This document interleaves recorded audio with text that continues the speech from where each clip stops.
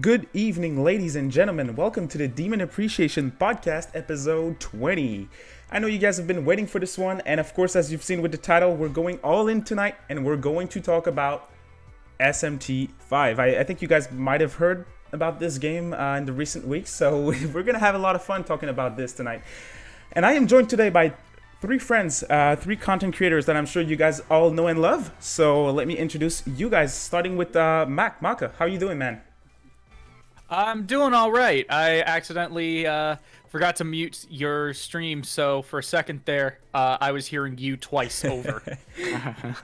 Hi, thanks for joining, man. Appreciate it. So I'm curious to hear what you'll have to say about that little game that we're going to talk about tonight.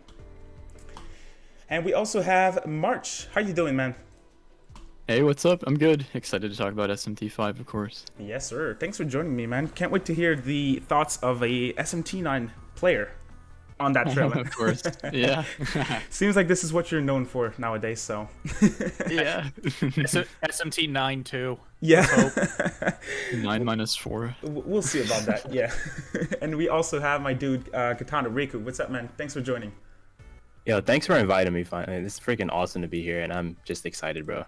Yes, sir. Should be really fun. Thanks for all of you guys who are already here, ready to listen to us talking about that little game.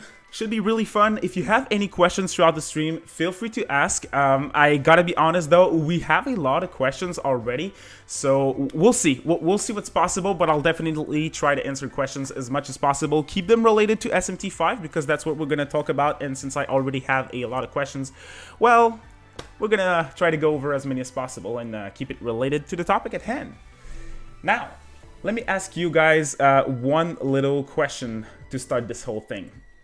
I want to know, well, no, let me start that way. If you guys didn't know, the Megaton.jp website got updated 2 weeks before E3 with details and a release date for SMT 5. Did you guys see that leak? Yes. Yeah, I think so. Yeah? I actually don't recall this. Okay, that's like the official... Oh wait, yes. It's the official website, basically. Yeah. It's how we learned that his name is Nahobino. Yes, that's correct. Exactly. Right. So I just wanted to see if you guys were surprised by what you read on the site that day, because that was all translated by Persona Centrals. There was story details. There was the collector's edition for Japan. Okay, I remember this.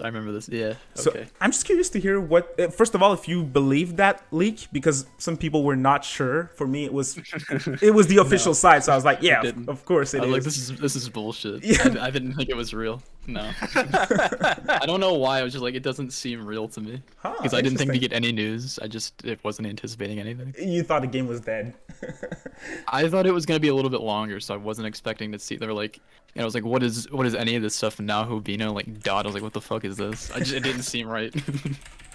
All right. So, I believed it pretty much fully all the way because I was just desperate for any news at this point, and just after looking at it after a while, I was like, this kind of lines up with what the second trailer was with the whole dot thing, because it actually showed that word on the screen when you see those two characters get eaten by those demons. So I'm like, yeah, this actually seems legit. So, and it actually matched up with it seemed believable, the release date and all that. So I was like, yeah, 2021 definitely. All right, awesome. Well, I'm glad to hear.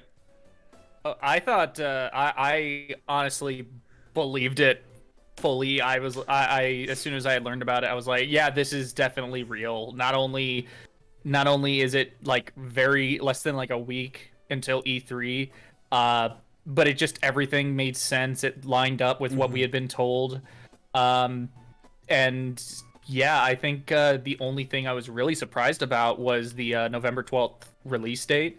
I don't know why. I just wasn't. I guess I was expecting more October or something. Yeah, me too. But November works. That's fine. Gives me plenty of time to request time off from work. Oh yeah, for sure. I'm kind of curious to hear too before we go. I know your answer, Rikku, but Mac and March, were you thinking 2021 or 2022 before this whole thing happened? 22 I was thinking, early 2022 for some reason. For some reason in my mind it was January 2022. I don't know why. Oh, can't blame you, dude. They've been so silent about this thing that I Yeah. cannot blame you. It was just stuck in my head, it won't be until next year, but hey, I'm glad it's not.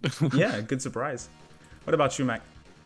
I was thinking 2021 because despite everything, despite like, oh, COVID and all this, how it just a lot of it just doesn't seem like it would line up.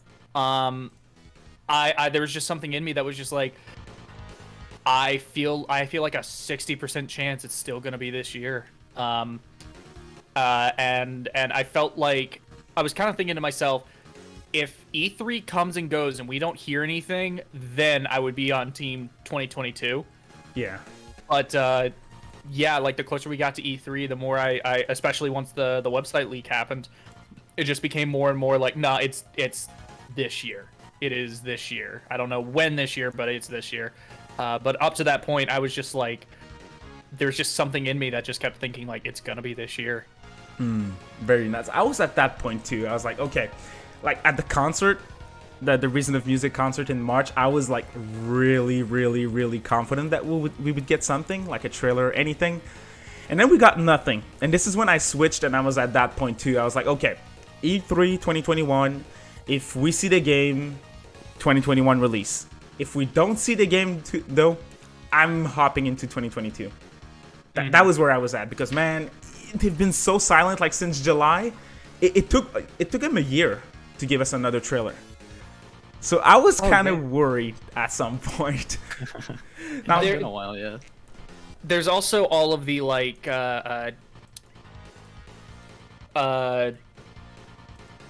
there's a lot of people would say things like, and I've heard this before, where it's like Atlus never does anything at E3. The only thing they ever do at E3 is announcements of localizations. So like the only stuff we've gotten at E3 is like they announced Persona 4 Golden to Steam, which that was technically an announcement. I mean, that was just straight up an announcement, but that was very clearly more for the West than for Japan. Oh yeah, for sure. And then years ago they announced, oh yeah, we're doing, what was it, Etrian Odyssey 5, Strange Journey Redux, and Radiant Historia, and they announced all those at E3, but otherwise they never do anything at E3. They always save their announcements for Tokyo Game Show. But SMT 5 was something where like this actually has a solid chance of showing up just because Nintendo might be involved with this. Exactly. Yeah. That was my thing. And also, if you go back further down the line, in 2013, there was a SMT 4 trailer. And that was my biggest hope. I was hoping for an exact same trailer like that one that we got in 2013 for SMT 4, but for SMT 5 this year. And this is pretty much what we got, like a small look at the characters, story, and gameplay, most importantly. That was exactly what they did. So I was like looking at that trailer, and that's what I said until the direct started. I was like, hey, this is exactly what we'll get for 5. And I'm glad I was right, because they delivered. Now, before we get into the good stuff about all that, those trailers and all of that, I just want to shout out my dude Charisma for the $2 super chat. Thank you so much for your support, bro. I really appreciate you. Saying SMT5 will have reasons like Devil Survivor. Mark my words. Interesting. I would love reasons. I actually prefer. I think there's a lot more potential with reasons than with the alignment system. Standard alignment seems system. Likely. Yeah, because they didn't really feature like anybody else that would be like a rep for an alignment, you know? Like there's nothing like that so far. Unless they pull it out of nowhere, but I think reason seems likely. Or something totally different we haven't seen before. Especially yes. They'd also said this game is heavily influenced by Nocturne. Exactly. That's what I was about to say. Like clearly you can smell the Nocturne influence. So I don't know. And I'd like that for sure. I've been dropping those wish list videos for SMT5, and that's one thing that I brought up frequently. It was like, I want a change in the alignment system. I want something different. So if they bring back reasons while we're on this topic, do you guys think they would change it in some way, or would it be just like Nocturne? I think they could change it. I don't know exactly how. I think that's basically where I'm at. Like I want to say they just had the remaster out, and then like they try to say like, well, here's Nocturne for people that are new to the series, and then they pull something different with the other one, where it's like almost like I want to say almost like it's like an opposite Nocturne, like an anti-Nocturne, you know, where people saying like, oh, it's like a WoW version. Like it'd be cool to see something like that where it's like two games that are sort of like opposites of each other somehow. I don't know. It sounds cool to me. Yeah, for real. Any type of change would be cool, but just seeing reasons and the fact that it seems like this is what we're gonna get because of the lack of like possible rep characters in the trailers, that gets me excited. Yeah. That really gets me excited. So thanks for the support, Charisma. Really appreciate you. And we also have a $2 super chat from my man, Demicro. Thank you for your support, bro. Really appreciate you. Saying SMT 5 2021. Jack Bros remake? When? when, guys? Jack Bros remake. It's a good question. We'll get it whenever we get the localization of oh, I'm forgetting what it's called. The tie-in Strange Journey Metroidvania. Ooh. I don't know. Synchronicity Prologue. Oh yeah, that's right. That was never localized too. No, we still have that really like slapdash. I think Google Translate translation. No one. I don't think anyone ever did a proper translation of that. Yeah, there wasn't like a real one. Interesting. Huh. Can someone go do that? I would like to play one. I would like to play one that's good. Good one. Yeah. Yeah. Oh yeah, for sure. We have another $5 super chat from Sam If, and the mention here is very interesting. That's going to be a topic that I want to talk about, so we're going to jump right in. Thank you for the support, Sam. Really appreciate you. The message is, so about those collector's edition pre-orders, I was able to get mine pre-order, but my god, it's a mess. I definitely wanted us to talk about this, so first up, do you guys got the chance to pre-order it? The collector's edition? Yes, I was able to get mine from GameStop. GameStop? I got mine from Amazon earlier today. Amazon? In like the 15-minute period when it was open. So you guys all got it. I didn't even try. I was wow. sleeping and shit when it came out, Oof. so I haven't pre-ordered it. I'll just buy it the day it comes out, I guess. Oh yeah, you should be good. I think you should be good. Depending on the Nobody's gonna sell out like in Midwestern America. Like nobody's gonna be buying it in GameStop. There's nobody gonna be there. You know why I'd be surprised. Yeah, I normally think that way for like, let's say, big Nintendo games that I want like a collector's edition for, like let's say Zelda. I'm definitely sure that I can just walk in a Walmart at launch and get it. But for SMT here where I am, they just don't even have the copies in store, like the normal copies. Like in Walmart, they don't have Nocturne HD. I'm pretty sure Best Buy doesn't even carry it in store either. So same thing for 13 Sentinels. I never saw a physical copy of 13 Sentinels in store where I'm at. So I have no choice but to pre-order those things. But luckily for us in Canada, for whatever reason, there was a lot of copies yesterday. So I was able to get one pretty easily. But yeah, what a mess it was, right? Like they said 1 week in advance, they were like, hey, tune in at that exact time, pre-orders will go live. And they still managed to fuck it up. Like, how do you plan a pre-order to start at a specific time and day and it doesn't even work? Like it's scheduled. I don't understand.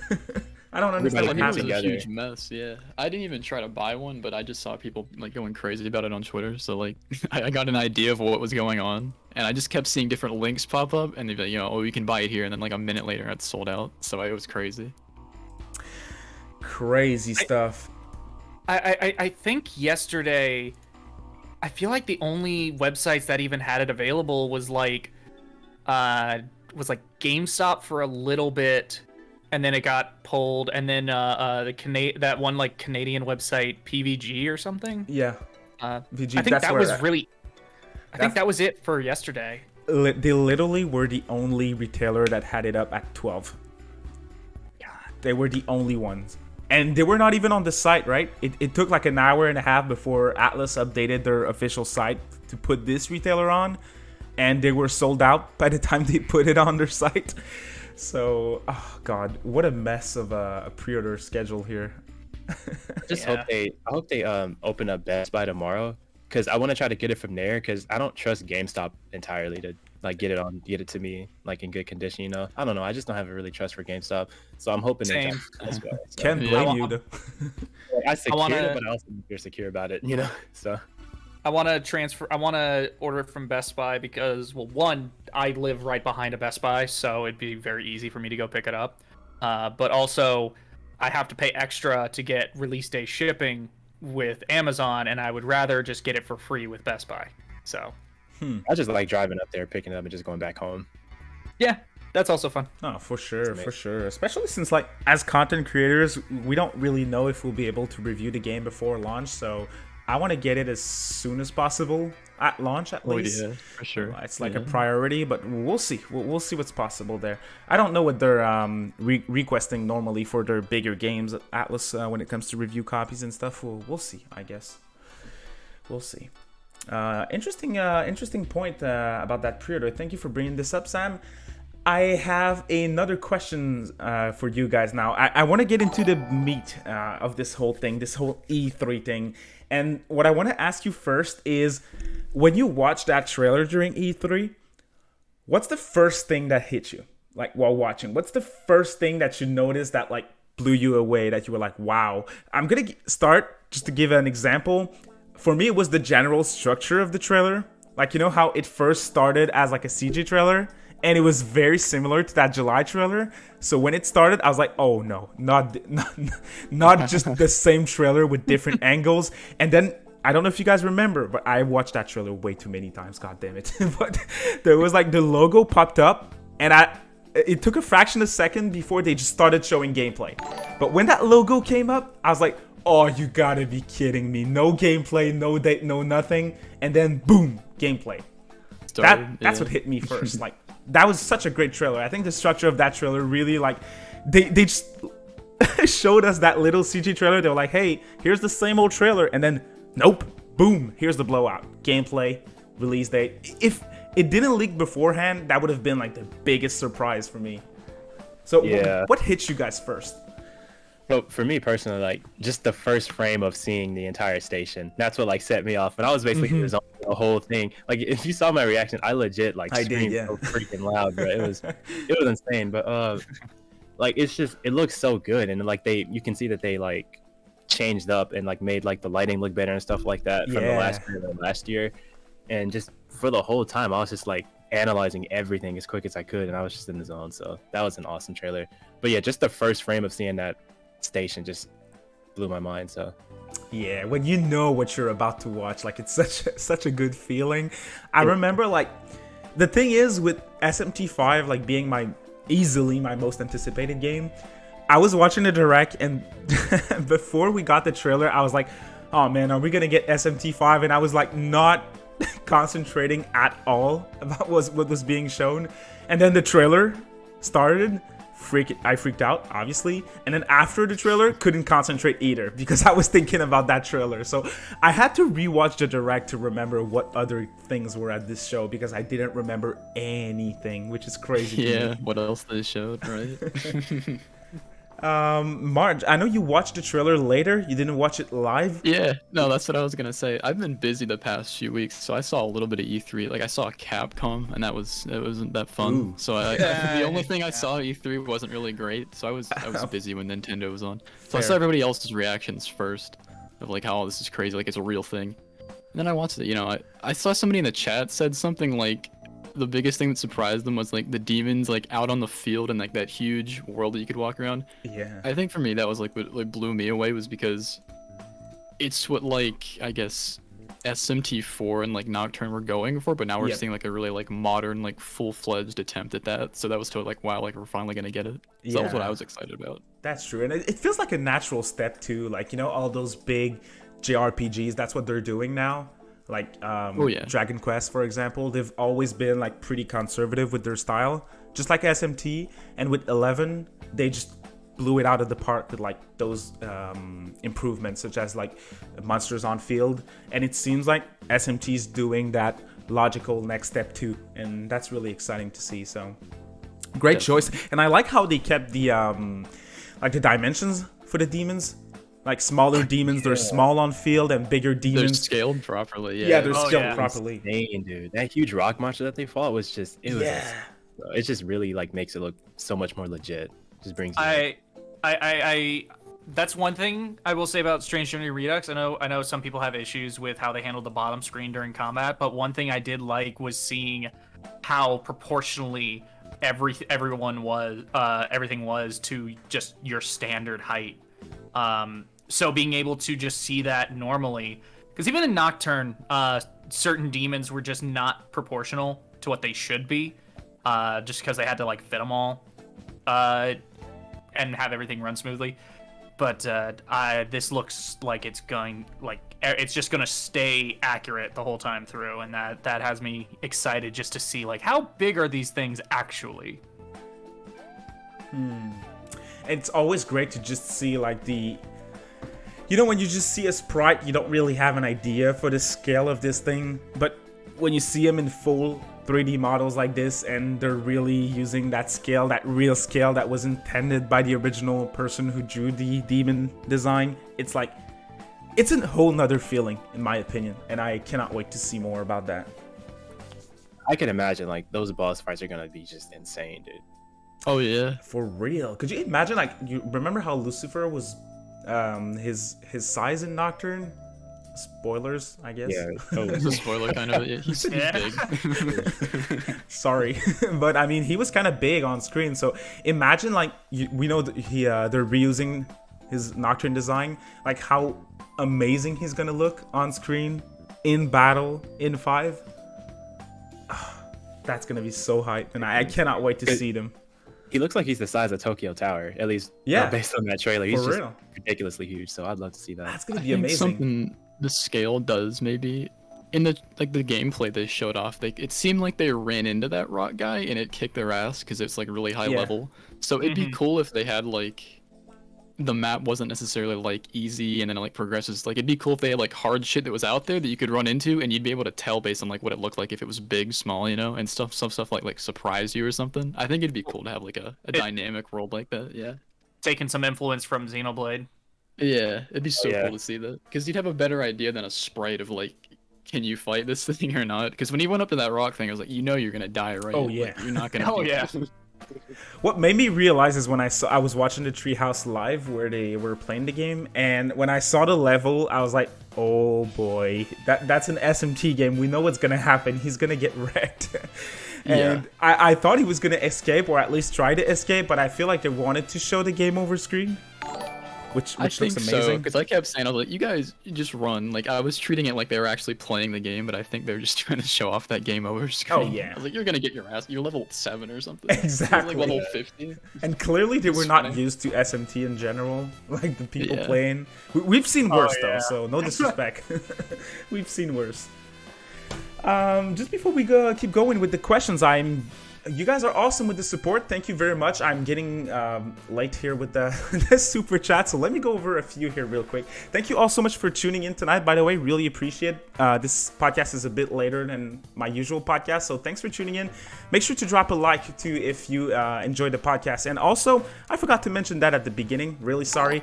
I'm sure you know my 3 guests, but if you don't, check out their content. They're amazing. The links to their channel and Twitter accounts are in the description below, so make sure to check them out once we're done with this podcast. I would really appreciate that.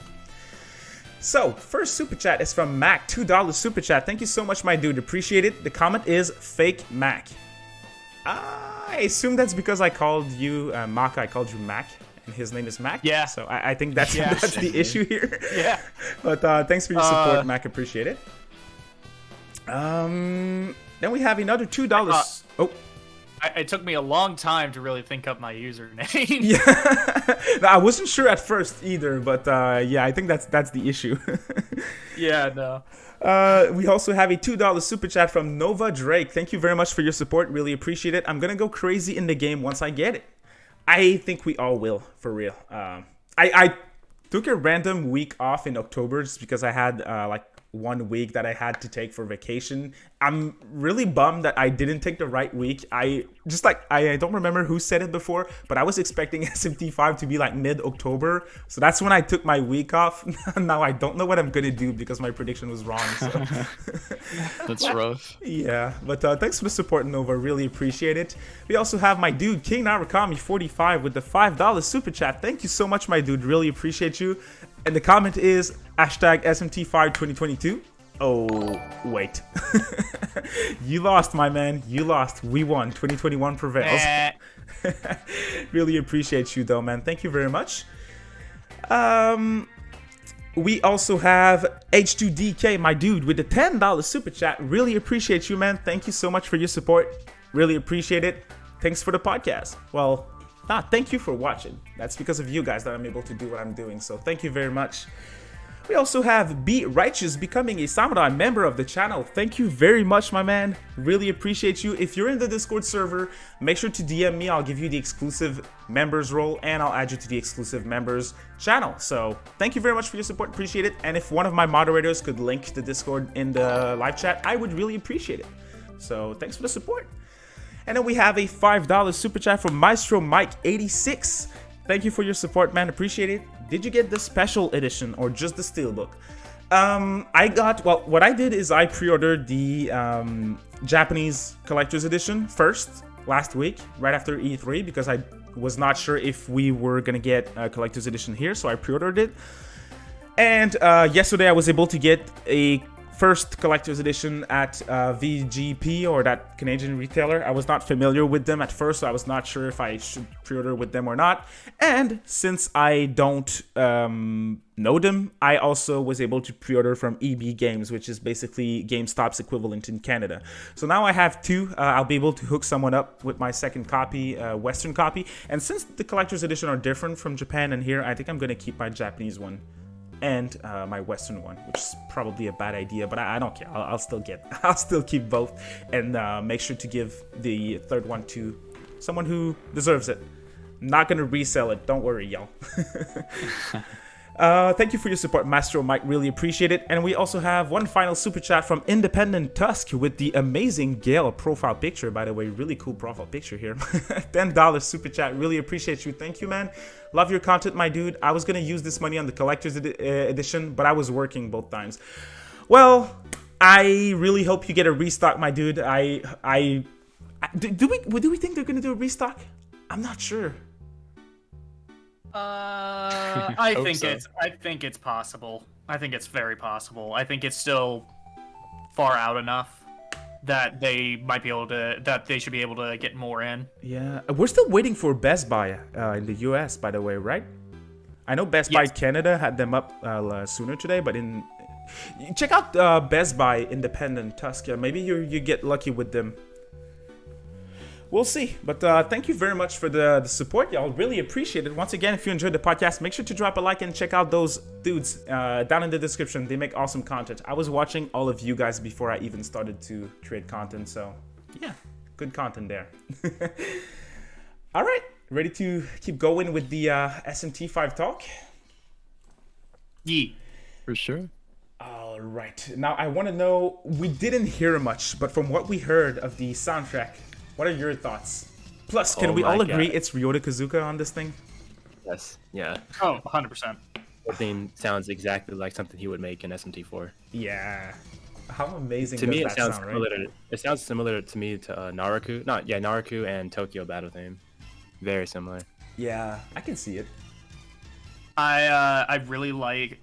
So the only real song we have is the battle theme right now, but it sounds really, it's so cool. It sounds really good. Yeah. I'm wondering if we're gonna get like the 10 different battle themes that we got in 4, because there were a ton of battle themes. Yeah. In that game. I hope we get something. So I hope we get a bunch of them like in 4, because that's one thing I really love about 4 soundtrack, is that there's just so much of it, both for Vanilla 4 and Apocalypse. Yeah, plus there's nothing's bad in there. Like, there's over 100 tracks and they're all fire. They're 3DS games. It's ridiculous. Yeah. How impressive is that? I cannot wait to hear what they're gonna show next for real. Like, Ryota Kazuka is amazing, and I don't know if you guys remember, but during the Reason of Music concert, like, they had both Shoji Meguro and Kazuka on stage, and Meguro said that Kazuka is the new face of SMT as a composer. So that's when I realized, I was like, okay, my feeling about who's the composer was right. Kazuka's on this project. And I heard various different opinions, but I'm all in, to be honest. When you listen to SMT4's soundtrack and Apocalypse, don't forget Apocalypse too. That soundtrack is amazing. wow, I cannot wait, and I'm sure it's gonna be a fantastic soundtrack once again. I really want to know how he's gonna top the boss theme in SMT4. I gotta hear that because it's just too legendary in SMT4. So I gotta see how he tops it. It really is. But listening at that music that we got on that new trailer, I'm not nervous at all. I really am not. It sounds so good. I'm sure we're gonna have a fantastic soundtrack once again. Cannot wait to hear more though. Do they usually upload the soundtrack like to YouTube or to some other place before the game drops? I don't think so, right? I don't think so, but I'm sure somebody will if they can. If somebody figures out a way, they will. I don't think they usually do that though. Yeah. Shoutouts to Megaton Music, by the way. He uploaded the Reason of Music concert songs today on his YouTube channel. Oh, nice. Very nice. Alright, so I'm going to jump into the questions because as I told you guys before we started, we have a lot and they cover pretty much everything. So once we go over all of those, I'm pretty sure we'll have a good idea of what are our general thoughts about that SMT V trailer that we got last week. First question is actually from a friend of the channel, KingNarukami 45. He has 2 questions for us. How was your experience with the pre-orders? We went over that. It was pretty, not that great. A little Not chaotic, I great. guess, yeah. If it happened that way and they didn't confirm that pre-orders would go live yesterday at 12, I wouldn't be as mad. But now they had all that time to prepare for it, and they confirmed that everything would start on that day at that time, and it still failed. I think that's the issue. I think that's where the issue is for real. But yeah, pretty bad. But I'm not going to complain too much because, again, I know in Canada we had it easy. It was pretty easy to get a collector's edition for us. So, but I know that it was pretty rough for you guys. Definitely not a great experience. Now, the second question that he has from us is an interesting one. Do you expect... It's a bit soon for that question, though, but still. Do you expect any story DLC? Ooh, story DLC. I was gonna say, I expect DLC, but not necessarily story DLC. Maybe like every game's got like that money DLC and like the grinding DLC. I think they'll have that. Probably. I don't know about a story one. That'd be cool. I think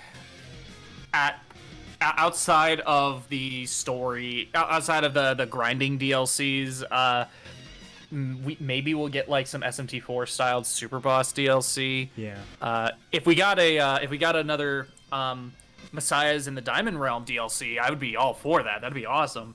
But outside of that, I really think at most we'll get some Super Boss DLC and then the usual grinding DLC. It'd be cool if we got background music DLC, like with Nocturne HD. Yeah, that was a cool DLC. That was a cool one. Like I wished it was included in the main game because it's a $50 remaster, but it is still pretty cool. So I wish it was more than just when you're out on the world map. Oh yeah, that's the only time it works. Good point. Yeah, that's a good point like too. All of the battle music, if you ask me, because I'm hardly on the world map in Nocturne. Like most of it's been in dungeons, so. I turned it on and I didn't even realize I turned it on until I left the dungeon. So I thought it was broken. Yeah, to answer that question, I think it's a bit soon to predict if we're gonna get story DLC. But as you guys mentioned, yeah, I do expect some type of DLC for like grinding DLC or items, stuff like that. I think that's a given. Probably an easy mode if it's not already included in the base game, which I think it will be. And maybe costumes too. We know that's something they like to do recently, like with you know, P5, P5R, all of that. So maybe we get costumes too. I don't really care for DLC in general in games. Like I very rarely buy DLC. If it is story DLC, I'll buy it. But if it's anything else, I'm not sure. Probably not, personally. I like some of the boss battle DLC in SMT, and I think I would like to see like DLC that involves some of like the SMT4 characters. Since it's 3D this time, I'd like to see them in 3D, you know. But other than that, that's pretty much it. You know what might be cool is like there's like different variations for a lot of demons, right? Like for Pixie, you got like a Soul Hacker's Pixie, Devil Summoner, different ones. That'd be cool. Obviously, if it was free, it'd be better. But like to change up like the different types of demons and shit, that'd be cool. I'd like that. That's not an actual question from a viewer, but this just came up in my mind. Do you guys think we'll get, again, I know it's soon, we're just speculating here. Do you guys think we'll get some type of like big story DLC, like a massive expansion? Or do you think we maybe get some type of apocalypse game, like another game, a spiritual sequel? Something like Apocalypse. I could see like an Apocalypse style sequel more than huge story DLC.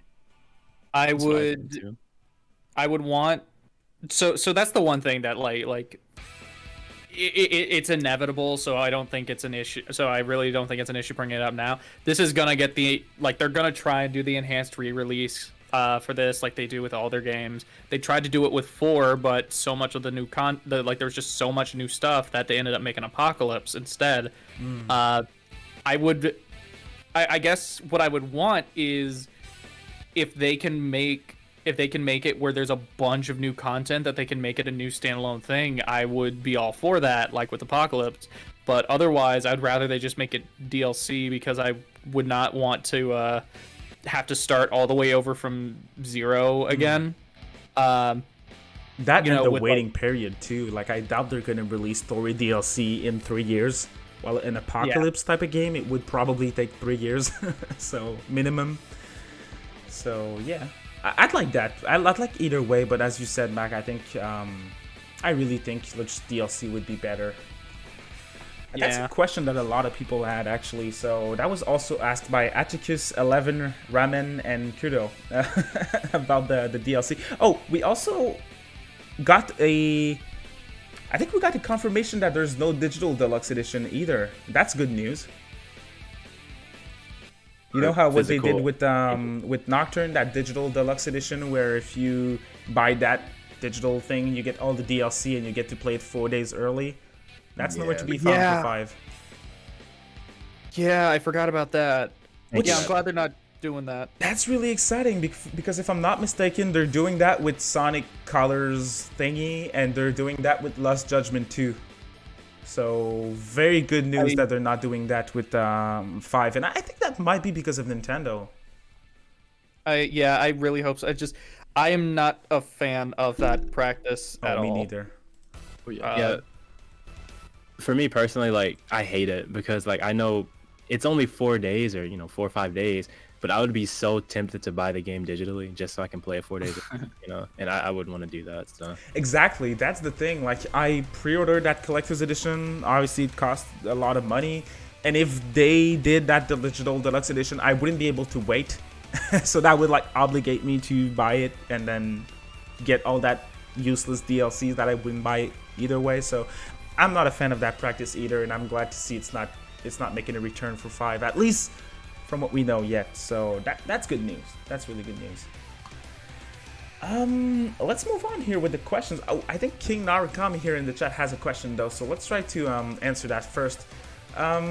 He says, do you think there might be a chance that we'll be able to fuse with different beings that'll change our MC's appearances and moves? Like a different being than the one we saw, the albino that we saw in the trailer. Different ones, maybe? I could see that happening, maybe based on like the reason or alignment thing. Oh, that's actually a really good idea. Yeah. Might be cool. Huh. I was thinking progression, but so one thing that I'm playing through Strange Journey right now for my next video, and that's one thing I really do like about Strange Journey, is that they're able to incorporate alignments into gameplay in a way that doesn't restrict you, but rather just reward you. And it just feels very like, it's just really good. And that's one thing that I've always liked about SMT, is that they do like what alignment you are does reflect in some way, whether it be like, oh, your name changes a different color or something, just some way of like knowing, but still has some kind of effect. I would love it if they found a way to work it into like your design, or I don't know, some way they work it into some way where it works with the press turn system. I don't know how, but that would be really cool if they did. I think it'd be cool. I could see like the guy they showed that you fuse with is like, you could say he could be like the neutral rep, and then maybe later on down the line, if you want a certain path, you'd have to like fight him and like defuse from him and then fuse somebody. That'd be sick. I don't know. I'm just theorizing at this point, but it sounds cool. There's a lot of potential here for sure. Like there's Like, a who lot knows, of things right? that they can do. Yeah. Huh. I'm very curious to see how they're going to expand about that, like whether it's an alignment system or reasons. Like, as much as I like the alignment system, I really hope they try to put a twist on it, make it more interesting. I think that'd be cool. Yeah. I feel like alignment system. Honestly, I feel like they've just kind of like really like gotten about everything they could really get out of it. Oh yeah, I think so too. I think It'd be cool to see playing maybe like. My bad. You go ahead. I'm sorry to interrupt. I was just about to say, You're like, good. I think when you look at a game like Strange Journey, I think that's the first game that comes to mind. I think they perfected the alignment system with that game. Like, they clearly master the alignment system now. They know what they're doing. And it really... When I play a game like Strange Journey, I want to see those developers expanding on that concept that they now master so well. I want them to put new ideas, take risks as much as possible. That's what I want. Yeah, for sure. I was just gonna say like it'd be interesting to see like what they were working with in Apocalypse, which wasn't handled that great, where it's like shades of one alignment, or it's like dark neutral, light neutral. And I think it'd be cool to expand on that and sort of give you like these gray, like every alignment sort of like you can't really tell what exactly it is. It's just like different. I guess reasons is the best word for it. They're not really alignments. Yeah. I'm just interested. Who knows? That's one of the biggest things I'm interested though, is like in the series as a whole is how they do, like the moral choices and stuff. So I'm just really into what they're gonna do with this. At the very least, just don't like have two choices and then try and act like they're both equal when you very Yeah. clearly When there's one right prefer option. one. Yeah. There's clearly a right option, and then the other option that you keep saying is equal. You give literally no reason for you to go for it. That's a very good point. And when I heard Apocalypse, that's the first thing that came to mind. If they really do go back with a typical alignment system, I hope they don't like clearly put an emphasis on the one path that you have to take. Like, just give us the choice, just like in 4. That's a good way, or Strange Journey. It feels like when you play Apocalypse, it feels like you have to go neutral. That's what the game wants. Yeah, because the other Yeah. ones are there, but they're like nothing. They're like game over screens. Exactly. They're there It's- purely because they have to be. You know Yeah. how when content creators, they, let's say someone like a Faz, when they just upload like specific gameplay sections and walkthroughs and stuff like that, they just say like good ending, bad ending. Well, in Apocalypse, it feels like neutral is good and all the other endings are bad endings. That's an issue, in my And opinion. then then again, there's the two endings, the Bonds ending and the Genocide. Yeah. I Oh, just man. really prefer when they make all the endings worth something. Like, again, I'm going back to Strange Journey, but I feel like this is something that this game really nailed out of the park. All the endings feel so great. Same thing for Devil Survivor. You want to experience all the endings. When you beat Apocalypse and you beat the neutral route, you don't really want to go back and do Chaos and Law. It's like, it's worthless. Nah, there's no point. Yeah. I It's just like a hope- 5-second ending. Yeah. If they just What keep you- it traditional, just make sure that you do it correctly and not aim for a specific path like Apocalypse. What I did is I just, when I got to that point where you can pick when you can go with Law or Chaos, I just made a save, went and did Law. Cool, saw that, reload, went and did Chaos. Cool, saw that, reload, and then I just didn't care anymore. Yeah, there's like And no also there impact. was also just no purpose for me even doing that because it, like, the story just ends. Nothing happens. Yeah, pretty much. Hey, shoutouts to my dude Atticus with the $2 super chat saying Macca is the real Mac, the other is fake. Well, Yes, here we that's go. true. You're the Strange Journey doppelganger. Yes, sir. Appreciate it, Atticus. Thank you for your support, bro. Really do appreciate that. Now, while we're on the topic of endings, I think there was another question that was similar that we could tackle next, if I can find it.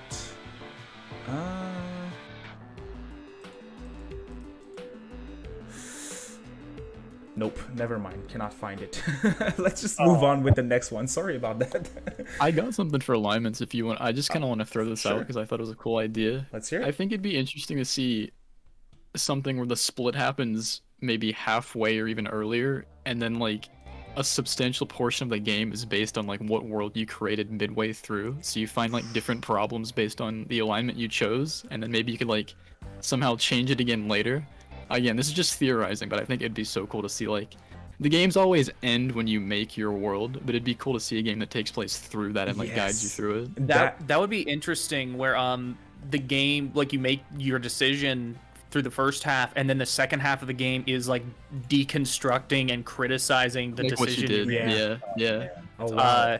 That sounds amazing, to be honest. But how big would the game be? I feel like it would make SMT V a pillar in a way in gaming, in RPGs in general, if they do something like that.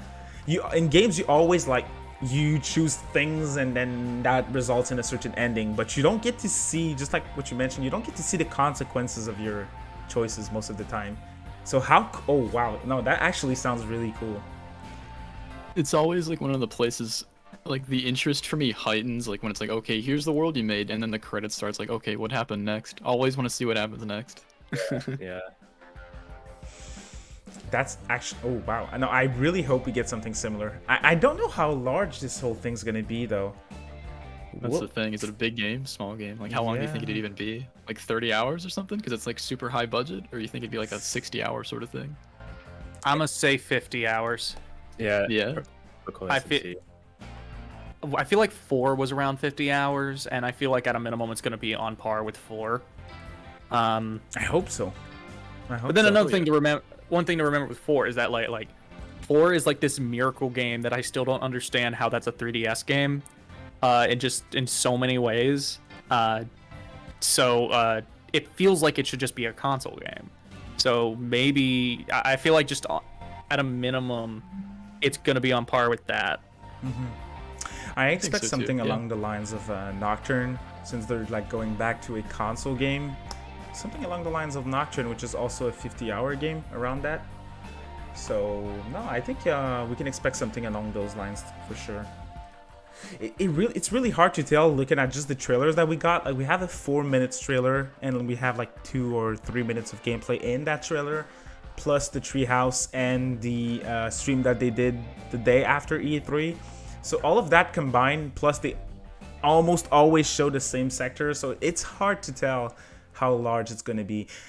Since it is their first like HD mainline game, I expect something big, but I kind of want them to expand on mechanics and the general idea, make it revolutionary as much as possible, more than just expanding the length for no reason, like, you know, what Neo Persona does.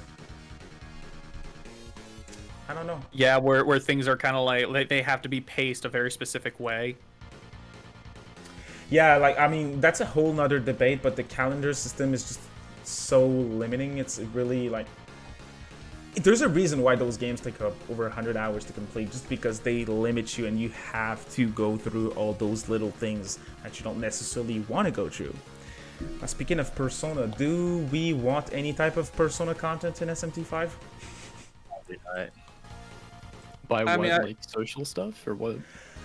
I mean, any type of elements that is dedicated to Persona in a way. So yeah, social interactions, calendar system, characters that are more like Apocalypse characters instead of something like 4 and Nocturne. I think like it'd be cool to have social things in the form of like what older games try to do, where it's like, well, if you're a certain, I guess you could say reason, or like you say certain things, maybe you can't use demons, or they're like harder on you or something like that. Like they could try to incorporate it into like something that is Shin Megami Tensei instead of Persona, I guess. Like instead of friendship, it'd be sort of like managing relationships with all these different like people fighting for power or something like that. I think that'd be cool. Yeah, depends on how they do it. Like I Yeah, want to they gotta say, do it right. yeah, I want to agree and say, yeah, I wish they go in some type of direction like that, but I'm really scared because once again, disclaimer, I really like Apocalypse despite all that I'm saying today, but in Apocalypse, the characters, I feel like they wanted to make them something that they aren't, and there was a focus. Oh, for sure. Yeah. Like the world is at war, and they're like talking about like their friendship, and they're talking about their little issues in between the characters and stuff like that, and it really like pulled me out of the otherwise really deep and interesting setting of the game. So I just really hope they don't keep going in that direction with their characters. Watching the trailers, it doesn't seem like that's going to be an issue, but it's too early to say. So that's kind of a little thing that I'm worried about, if I can say it that way. I know, I understand. But we still haven't even seen the girl character yet, so we're not really can't be sure. I actually have a theory about the girl character from the original teaser. Oh, let's hear it. So I think she's the one getting brought up by the angel in the second trailer, the one that they released last week in Japanese, and the one yesterday.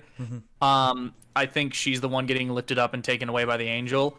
I also think she's the one who, I really don't think this part's a stretch. I think she's the one who in the trailer is like, what if I told you the Tokyo we live in is a lie? That's one thing with the original E3 trailer is they say you go into the tunnel and then you come out of it and you're in another world, and I don't think it's like some people are talking about it's an isekai, and some people take issue with that about like, oh well, that just kind of ruins the stakes because it's not your world, it's some other world. I don't think it's going to be another world, but rather I think it's going to be some kind of like Matrix scenario where the world humans live in and the one you come from is like a lie, that it's just not the actual world, and the real world is Dot. Yeah. And somehow like you break out of it, and this girl helps you break out, and then for whatever reason she gets taken away by the angels, probably because she's like important or something, and then because you're not supposed to be out or whatever, you end up getting marked for death, and then Aogami comes in and saves your ass. But that's kind of my theory. I think it's gonna be some kind of like Matrix scenario where it's like this, like the world, the Tokyo of the beginning where everything is normal, like there's some dark secret to it where it's like this is not real in some way. Are you guys familiar? Or sorry, are you going still? I was just gonna say the girl, and then like the girl is like some Morpheus character where she knows the truth and she helps break you out of the simulation and stuff. Yeah. Oh, I had a question sort of like for you, and I guess for everybody, Macca, but it was like, are you familiar with like how they set it up as like you witness like a murder or something like that? Yeah. Does everybody know about that? Was that in the trailer? Well, I mean, you can come to the conclusion that this is what happened in was it the second? Yeah, it was the second trailer that was showed during the Chaos Side concert. Part. I just remember seeing on the listing for the collector's edition, it was like you witness a murder at the start, and then it says like something falls on you, and then you're in the other world. And I was like, does everybody know about this? Because I didn't remember seeing anything about it. I wonder Maybe if that, like adds on to that somehow, what you were saying, Macca, like how it sets up the other world. I wonder if the person being murdered might be the girl. Assuming the theory is right, like it could be the girl gets murdered, and then like only by death are you actually brought into reality or something. Right. I don't know. If that's what happens, it makes a lot of sense with what we saw in the trailers and your theory. Wow, interesting. I initially got the idea. I saw someone say that like in the Japanese equivalent of the E3 trailer, where it's the same trailer but with just everything's in Japanese. I saw someone say that they don't say isekai, they don't say another world, they say something else. But then I don't know. Eventually, I went and watched it, and was like, no, they say isekai, which means another world. So it could be that person was wrong, or I could have just hallucinated something. But I feel like my theory still kind of stands up, just based purely off of the fact that in the second trailer, it opens up with a girl saying, "What if I told you this Tokyo we live in is a lie?" And I feel like that is my main thing to support it, where it's like, what would that mean if this is another world? Oh, I mean, that plot idea sounds really dope. Like, if that's what they're going for, I'm all for it. That sounds great, to be honest. We'll just have to see in 5 months. Yeah, I hope they don't show more of the story, as weird as that may sound. Like, I want to go blind as much as possible, especially since it's a worldwide release now. So we're not getting spoiled like we got spoiled for, let's say, Royal. So that's exciting. Yeah. That's exciting. So let's just hope they don't spoil it themselves. When I first read that they were going to show one demon per day up until release, I was kind of worried. I was like, oh boy, so they're gonna like show a lot on this game before launch, so we're gonna know a lot of information.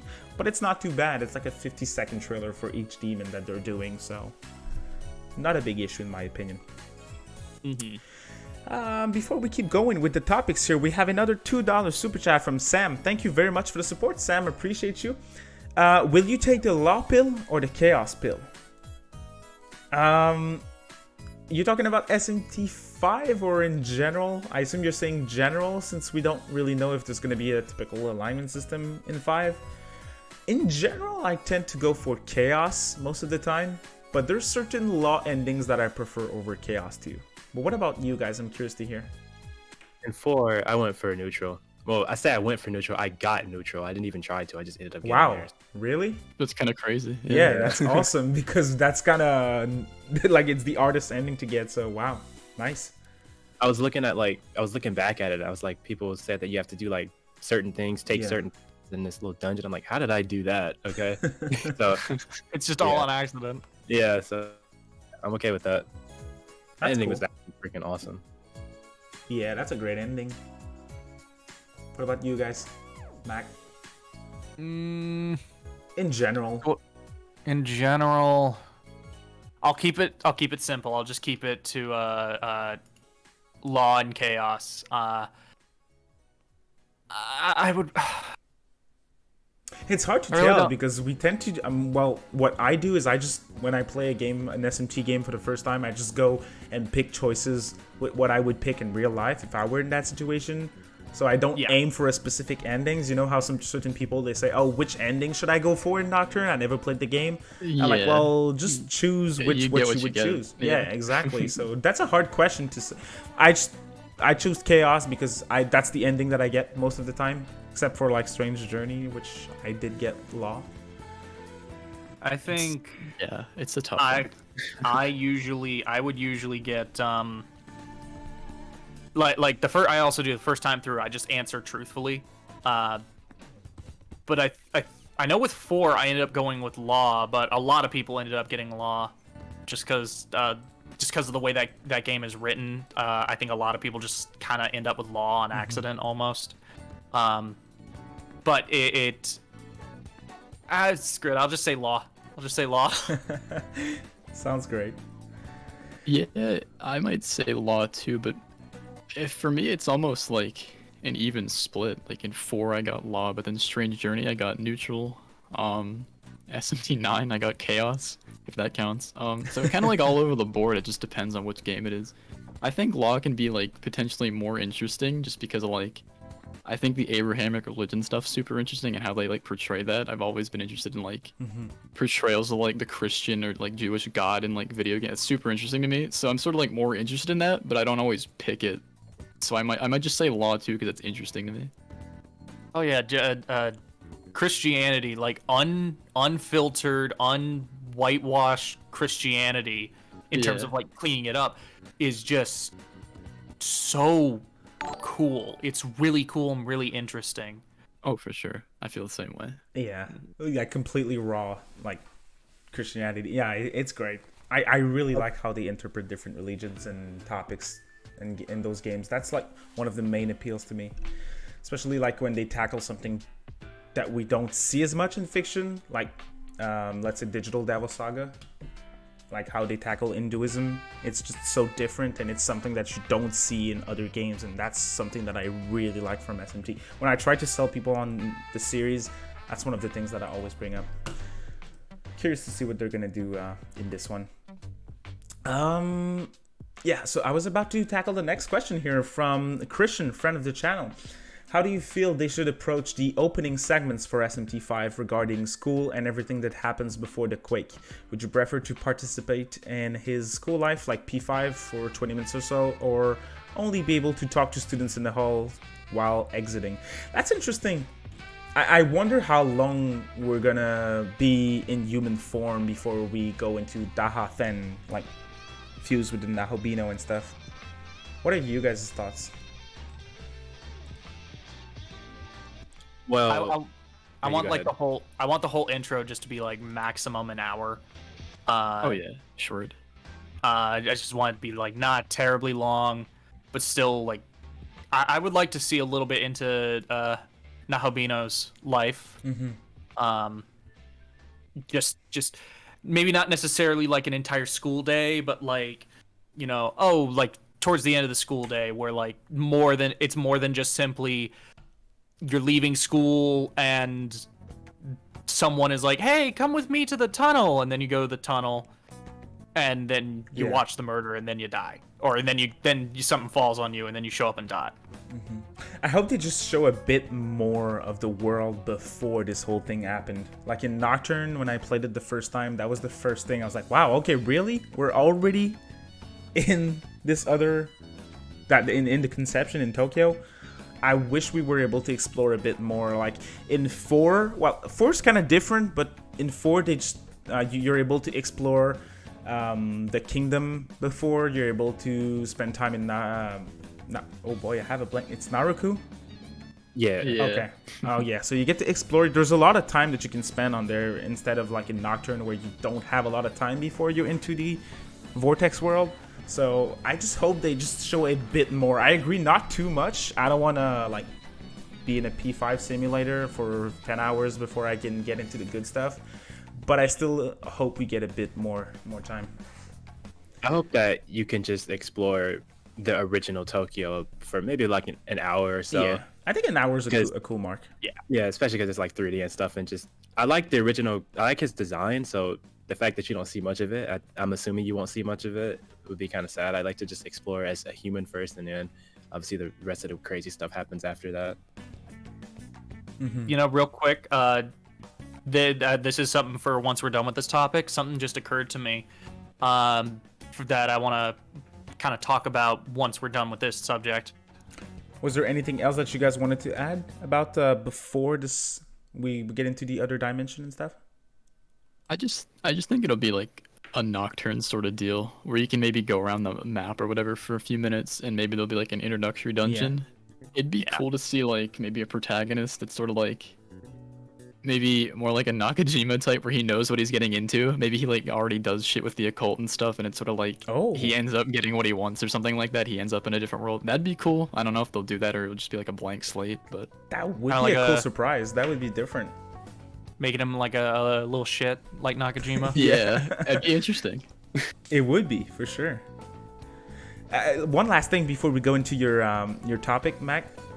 Do you guys think we'll be able... I don't know how it would work, but I don't remember if I had the idea myself or if someone brought this up to me, but what if you're able to go back into the regular world at some point? During your playthrough, you just get back into the regular Tokyo and you get to see how the regular world is doing. Do you think that's a possibility? Or it's going to be just like Nocturne and once the conception happens, there's no going back? If my Matrix theory is true, that's possible. Like stuff you do in the other world like changes to the real world. That sounds cool, but also sounds like the metaverse or something. Oh boy, yeah, that's right. Yeah, actually, yeah. Oh, God. Oh, it sounded good before you said that, dude. I'm just so scared. Like, as much as I like P5, I don't want anything Persona near my mainline games. Like, please just... It should be its own thing. Yes, that's the thing. So, now let's hear it, Mac. What were you about to bring up? Okay, so going back to like 2017, back when they finally were just outright like, this is SMT 5. Because remember, in the very beginning, they were like, new Shin Megami Tensei brand new title or whatever, and everyone was like, it's SMT 5, and then over half a year later, it's like, yeah, no, this was 5 the whole time. Yamai gave an interview. I think it was Yamai. He said, hey, for this game, we want it to kind of hit close to home. Like the original SMT was influenced by a lot of the concerns of that era about, politicians working against each other, the military being as like kind of like a political figure, the United States being the United States, as well as just like in general, like the fear of nuclear annihilation was like very influential on that title. And then for 5, they want it to be that but modern, where it like really touches on a lot of the modern day worries of your average Japanese citizen. I'm wondering with a setting like DOT, how are they going to do that? Because like everything's destroyed already. So I'm wondering like how are they going to comment on that? That's I was interesting. wondering that too. 'Cause, yeah, he's talking about like nuclear weapons and all that. So like, I have no clue. It's just weird. But it might have something to do with the whole. I remember they said sometime in the gameplay that humans lived in that world like 18 or so years ago or something. It might have something to do with that. I don't know. Maybe. We'll see, I guess. Yeah. Would it work? It's exciting to go in not knowing anything like this, right? Yeah, for real. Would it work though if you are able to revert back to the regular world? I think there's something interesting that they could do here. Maybe. We're in deep Like- into speculations here, though, so I'm not sure. Yeah, we're getting really in there. A lot of it, like this is pure theory at that point. Yeah, well, we don't know much except that there's going to be like a lot of Nocturne inspiration, and what we've seen in the trailer is they're doing a good job keeping it a secret, but still showing us what to expect, if that makes sense.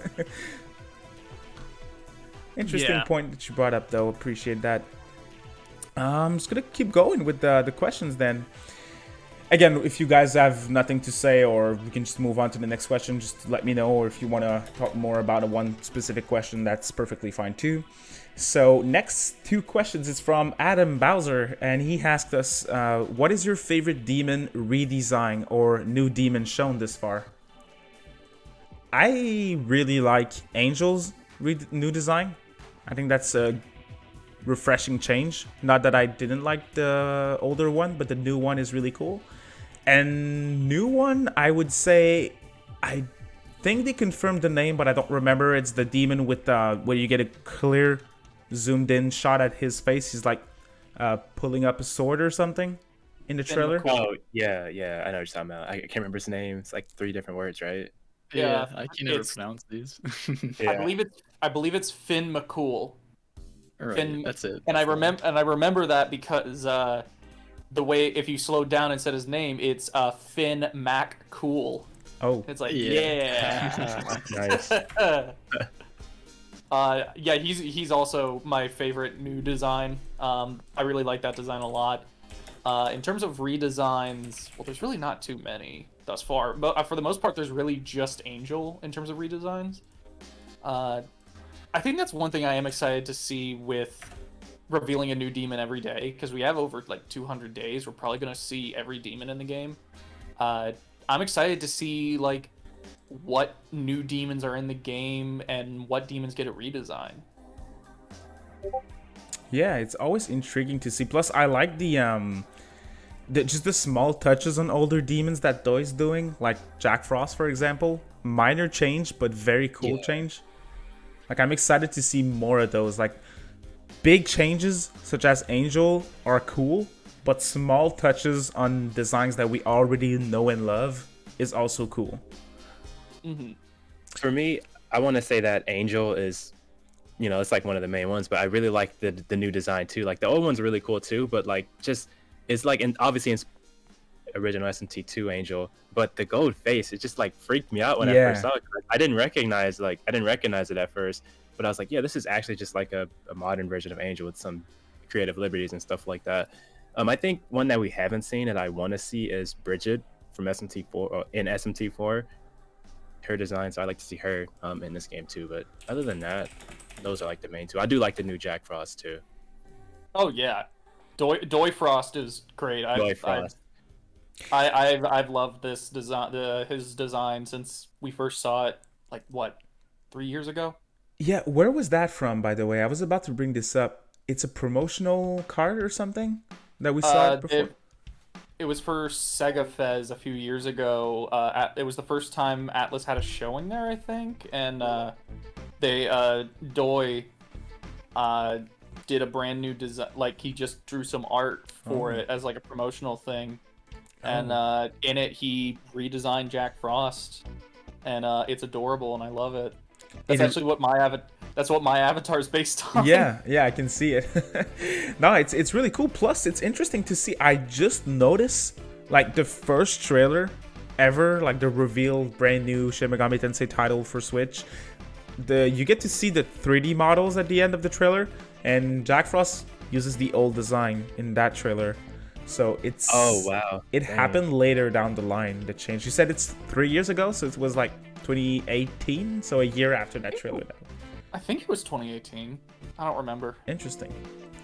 March, any demon that you're into? I'm looking at the Atlus 2 right now to look at what all of them are. There's only a few.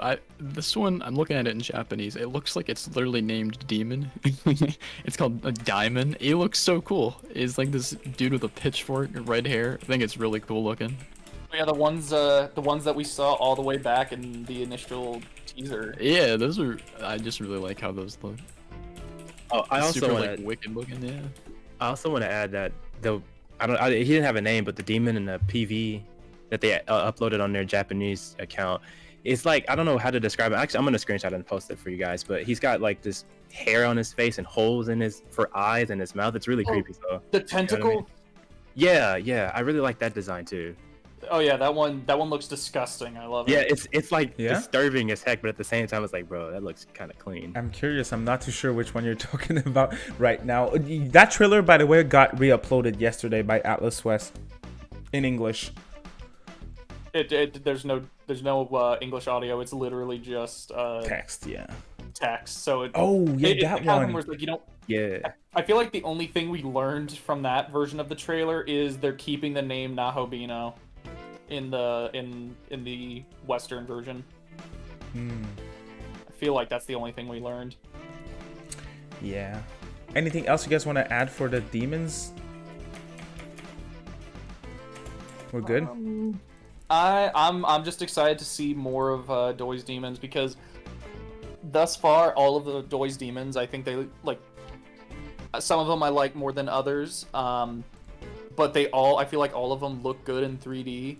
That one new like female Tengu demon that's like supposedly the mother of the Tengu, but she looks like a small pixie-like thing. It's Ama. How did you say that? Hamanozako. Yeah. Huh. Yeah, I liked her design. She's cool. I like that design a lot. She kind of suffers from the same issue as Demeter in Strange Journey, where it's like it's supposed to be this mother god or mother spirit demon thingy, but they made it a little girl. Doi made it a little girl. But I like this design a lot more than Demeter's design, so I'm more willing to let that go. Well, some of the Tengu are small, right? Like they're a little tiny too. They are. Maybe they works. are small. Maybe it kind of works. Some of them are big though. Yeah. But I do like that design. Some people have said that, like, is Doi a lolicon? I don't think Doi's a lolicon. Like, when you really look at all of his female designs, he's only done 3 of them as lollies, but he's done like so many that are like big-breasted women. Yeah. I don't think he's lying when he said I wanted to put a unique spin on Demeter. Nah, for sure. I think it's a fine design. Yeah, I just like his designs in general. Like, I keep hearing negativity for him when people bring him up, especially with like his work on Redux, Strange Journey. And I'm like, I don't know. I kind of like his work personally. I think he's doing a great job. And in his new designs for Apocalypse, I like him. So, I don't know. I'm just looking forward to seeing more of his work personally. Plus, all the demons on the box art are like new demons and they all look great. So, I'm not worried. Yeah. Not at all. Next question from Adam again was what are your predictions for the story based on what we've seen from the trailer so far? I think we kind of went over that. I talked about that. I don't know about you guys, but I certainly talked about it. I don't really know what to think personally about that story. What we know so far is that it's going to be similar to Nocturne, but I think it's going to be kind of different in a way too. Looking at what we know, I don't know what to expect. It's hard to predict, in my opinion. I'm not good with theories and stuff. Yeah, I can't really think of anything based off of like what we know now. So it's just I know so little, and I'm not like heavy into like the SMT like deep lore and stuff like that, so I can't really like come up with something super ridiculous as a theory. Yeah. March, any prediction for the story? Yeah, I was thinking sort of like not really. Just besides like a couple of the ideas I threw out, I don't really know what the story would be. I'm guessing it's just like SMT4 was kind of like people centric, like there's like the hunters and stuff, but this doesn't seem like that, so I'm guessing it's gonna be more like a Nocturne sort of just wander around thing. But that could be cool. I just don't know what it'll involve exactly.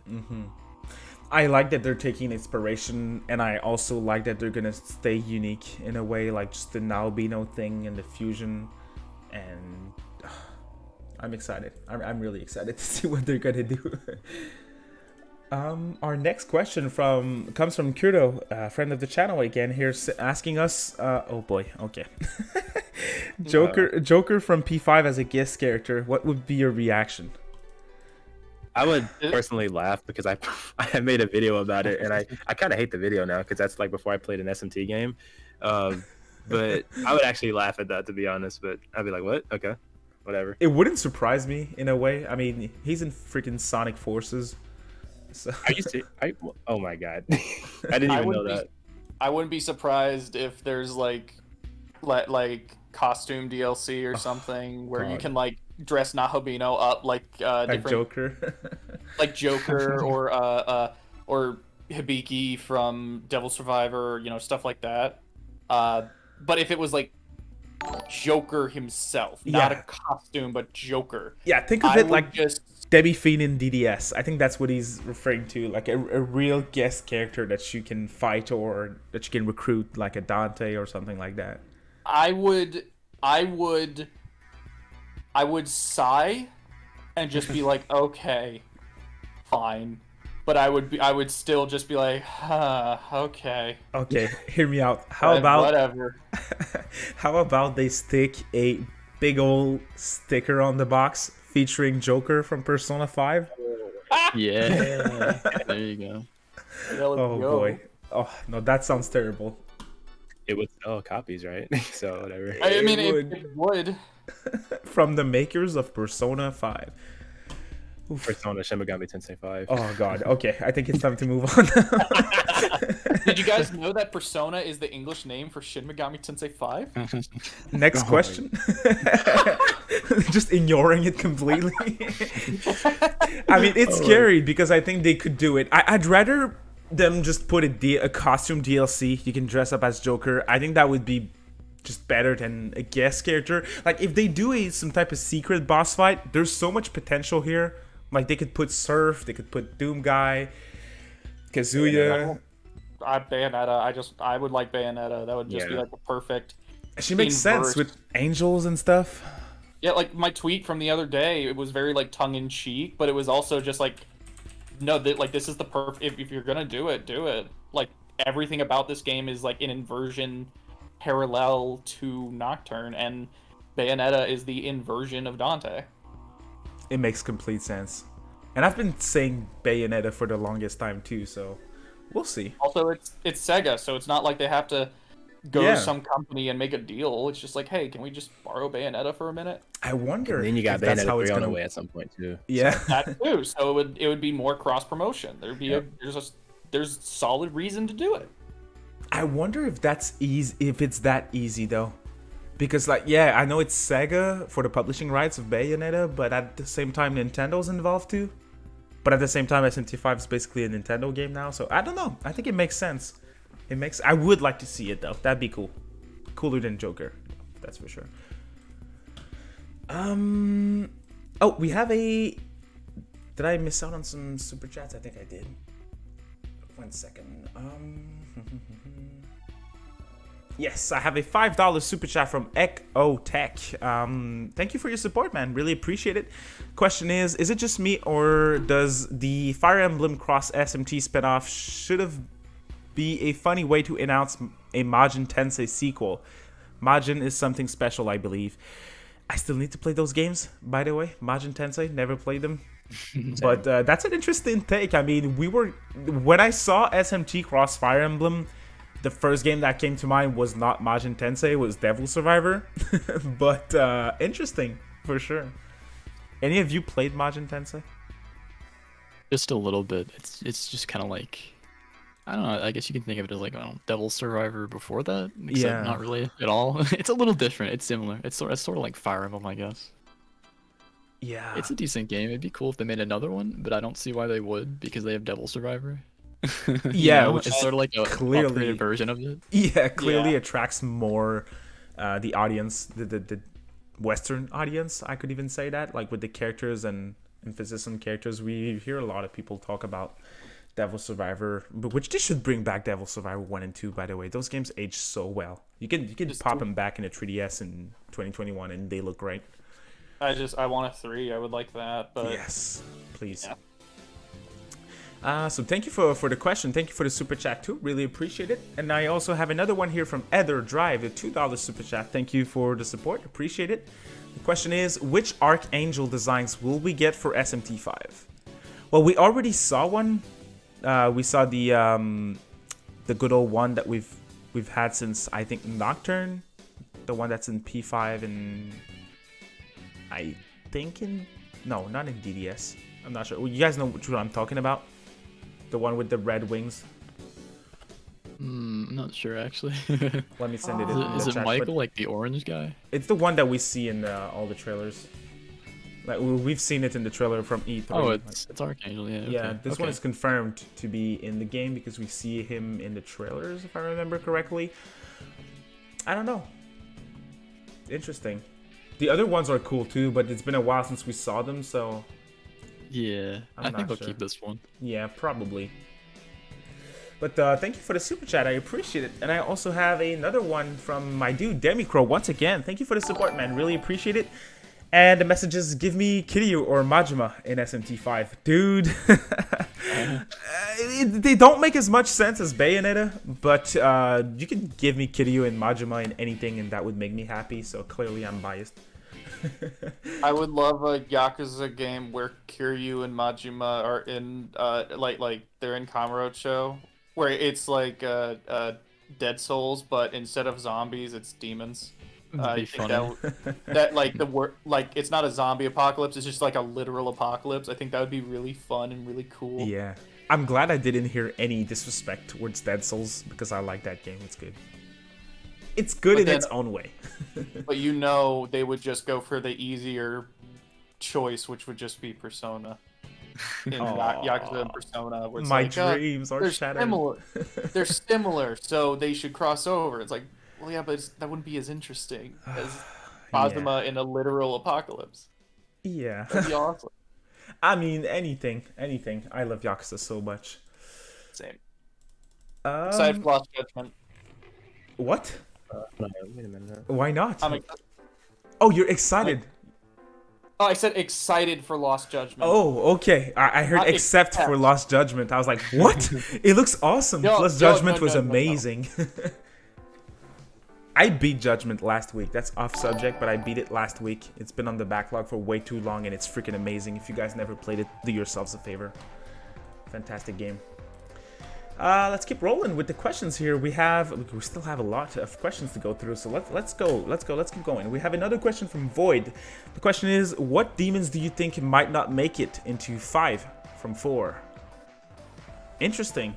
I wonder if they're gonna bring back some of the bosses like Medusa and Minotaur because of how iconic they are now after 4. Yeah, that'd be cool. I think those two will be coming back. I don't know if they'll probably be the Doi versions, but I get the feeling those two will come back.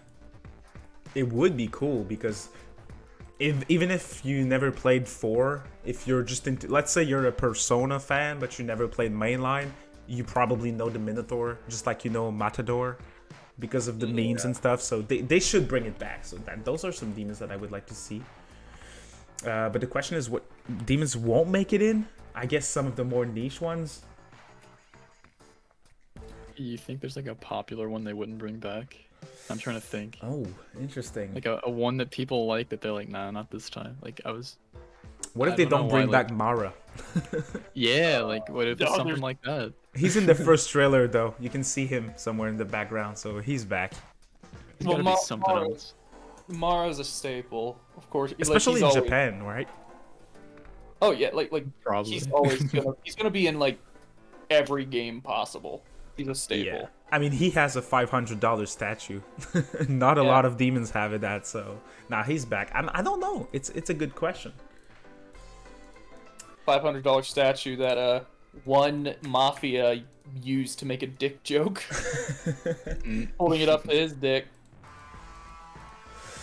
Um, Can't Didn't- think anything. I can't either. honestly. Like Napaya maybe. Yeah, maybe. It's kind of like a 4 demon, right? Yeah, but it's not exactly like a super well-known popular demon. I don't know. Popular one to do it? Like Lilith or something. They gotta have Lilith, right? Come on. I hope Maybe they not. I hope they bring back Krishna. Oh, Ooh. Krishna, yes. That'd I love be Krishna. Really cool, yeah. Krishna is easily like my favorite character in Apocalypse. He's so Yeah, It's for a real. solid ass design, and it's also just like he's such a good character. Oh, where's Odin, by the way?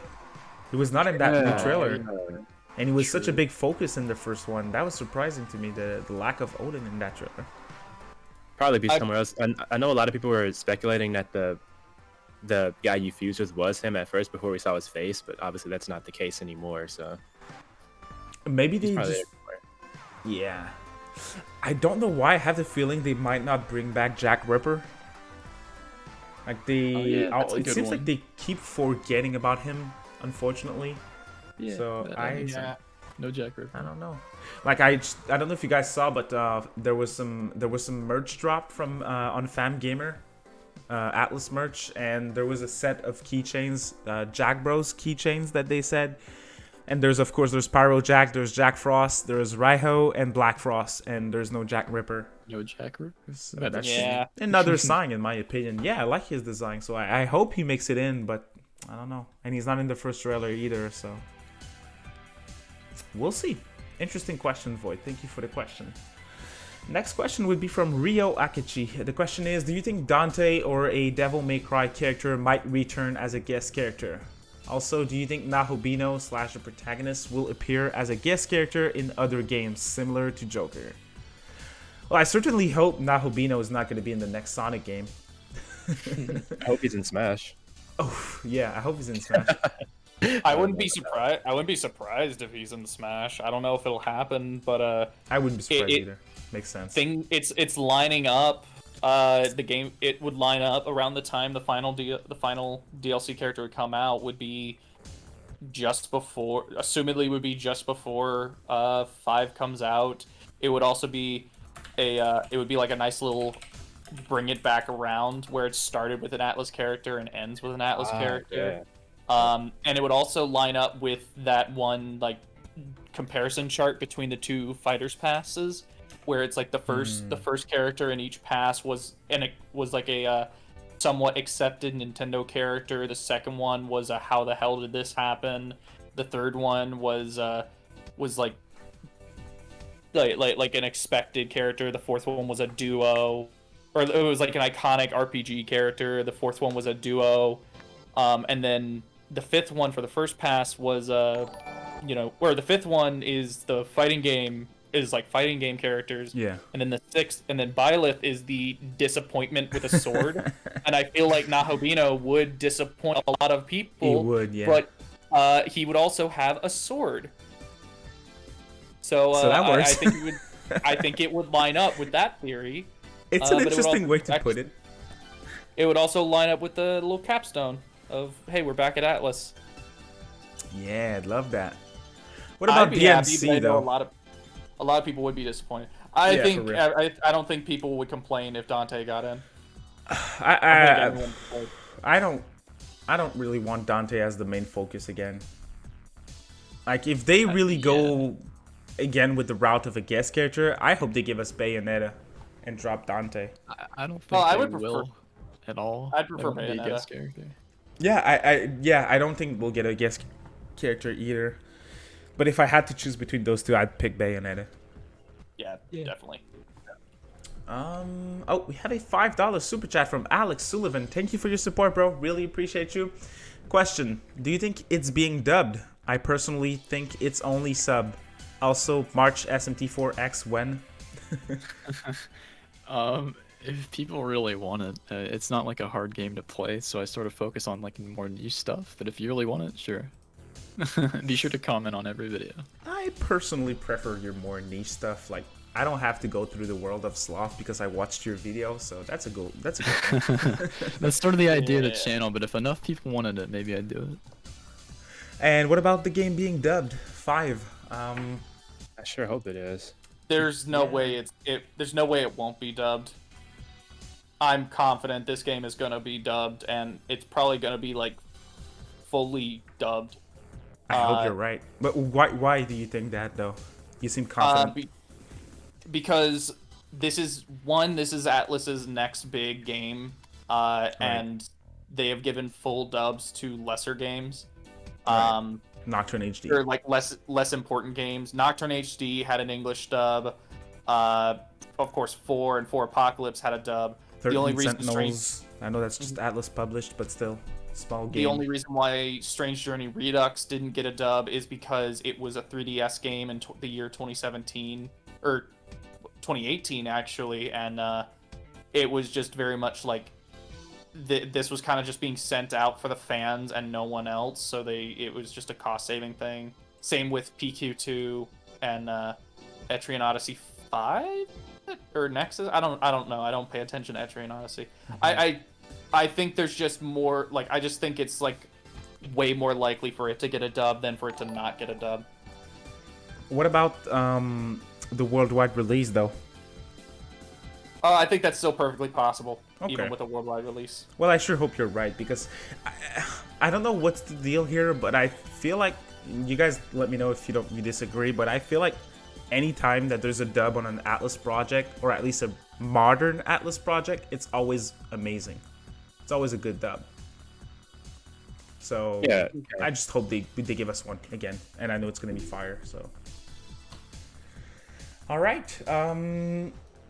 Next question would be from Coogan. I like that question. Do you think allies / side characters, similar to how SMT4 did it, and I would add 4 Apocalypse, will be controllable / used in specific story segments of the game? Like, do you think? Are we sure they're returning yet? Are we sure they're actually returning at this point? We don't really know. Yeah. No, I mean, he says, do you think allies and side characters will be controllable and used in specific story segments of the game? Like, not necessarily returning characters from 4. I think he means like controllable in, let's say, just like in Apocalypse with like co-op attacks. I know that's not how they're called, but you guys know what I mean. Yeah. I think maybe they would do that. Like, again, like at the alignment split, maybe you get like the rep or whoever joins you. Yeah, probably. That would be cool. Like, if they could bring back, like, just, we know it's the press turn combat system, but if they could also add the co-op system from Strange Journey, that would be fantastic. Cool. Especially if they go, but would that work if it's a reason system though? Probably not. They could figure it out maybe. Yeah, I'd like that. They might have a way of doing it. It sounds fun. Yeah. I'm glad that there's Kagetsuhi meter though for certain spells. That's gonna add new strategy in the combat. You guys know what I'm talking about? Yeah, the meter thing. Mm-hmm. Yeah. I'm excited to see what that what strategies that gives us. So yeah, it's hard to tell. We don't even know if you're going to be close to certain allies like in 4 and 4 Apocalypse, so that's hard to tell, but we'll see. Looks like they're changing, just making the battle system more streamlined. I don't even know if Smirk is. I don't look like Smirk is returning at this point either. So, but then again, we didn't see much. So yeah. So I don't know about the partner thing. All right, and we have a $2 super chat from Charisma. Thank you very much for the support, dude. Oh man, that super chat belongs to you, March, again. March, can we get a Majin Tensei experience? Oh boy, no, for sure. I'll be playing Majin Tensei. Yeah, because I want to do a Ronde, whatever it's called. But yeah, so I'll be doing those for sure. I don't know when, but it'll happen. I know someone who's gonna really enjoy that video if you do it. There was one person in my Discord server, and he really enjoys your stuff, and he also really enjoys Ron, so he's gonna enjoy it. Yeah, For sure. it'd be awesome. I'm excited to try it out. Thank you for your support, Charisma. Really appreciate that. Once again, if you guys enjoyed the podcast, I would appreciate you guys dropping a like, and most importantly, don't forget to check out those guys in the description below after the podcast. Next question is the only question unrelated to SMT 5, simply because this person asked that question right after my last episode of the Demon Appreciation podcast, and I didn't answer it, so I want to ask you guys now. The question is from Elon.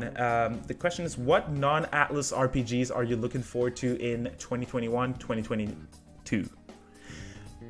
I would say Monarch, and that's a risky one, but Caligula Effect 2 seems promising, or seems better than the first one at least. So I'm interested in seeing more about those two. For me, it's, well, Final Fantasy Intergrade just dropped on PS5 already, but I guess Final Fantasy 16 if it makes it next year. Oh yeah, 16. I think it will. Yeah, That game's looking pretty Monarch good. looks cool. Didn't they say they were like remaking like 1 through 6 of Final Fantasy or something? Yeah, That looks for cool. mobile and Steam only. For Steam, I love those games. I love the first Final Fantasy, so that'd be cool.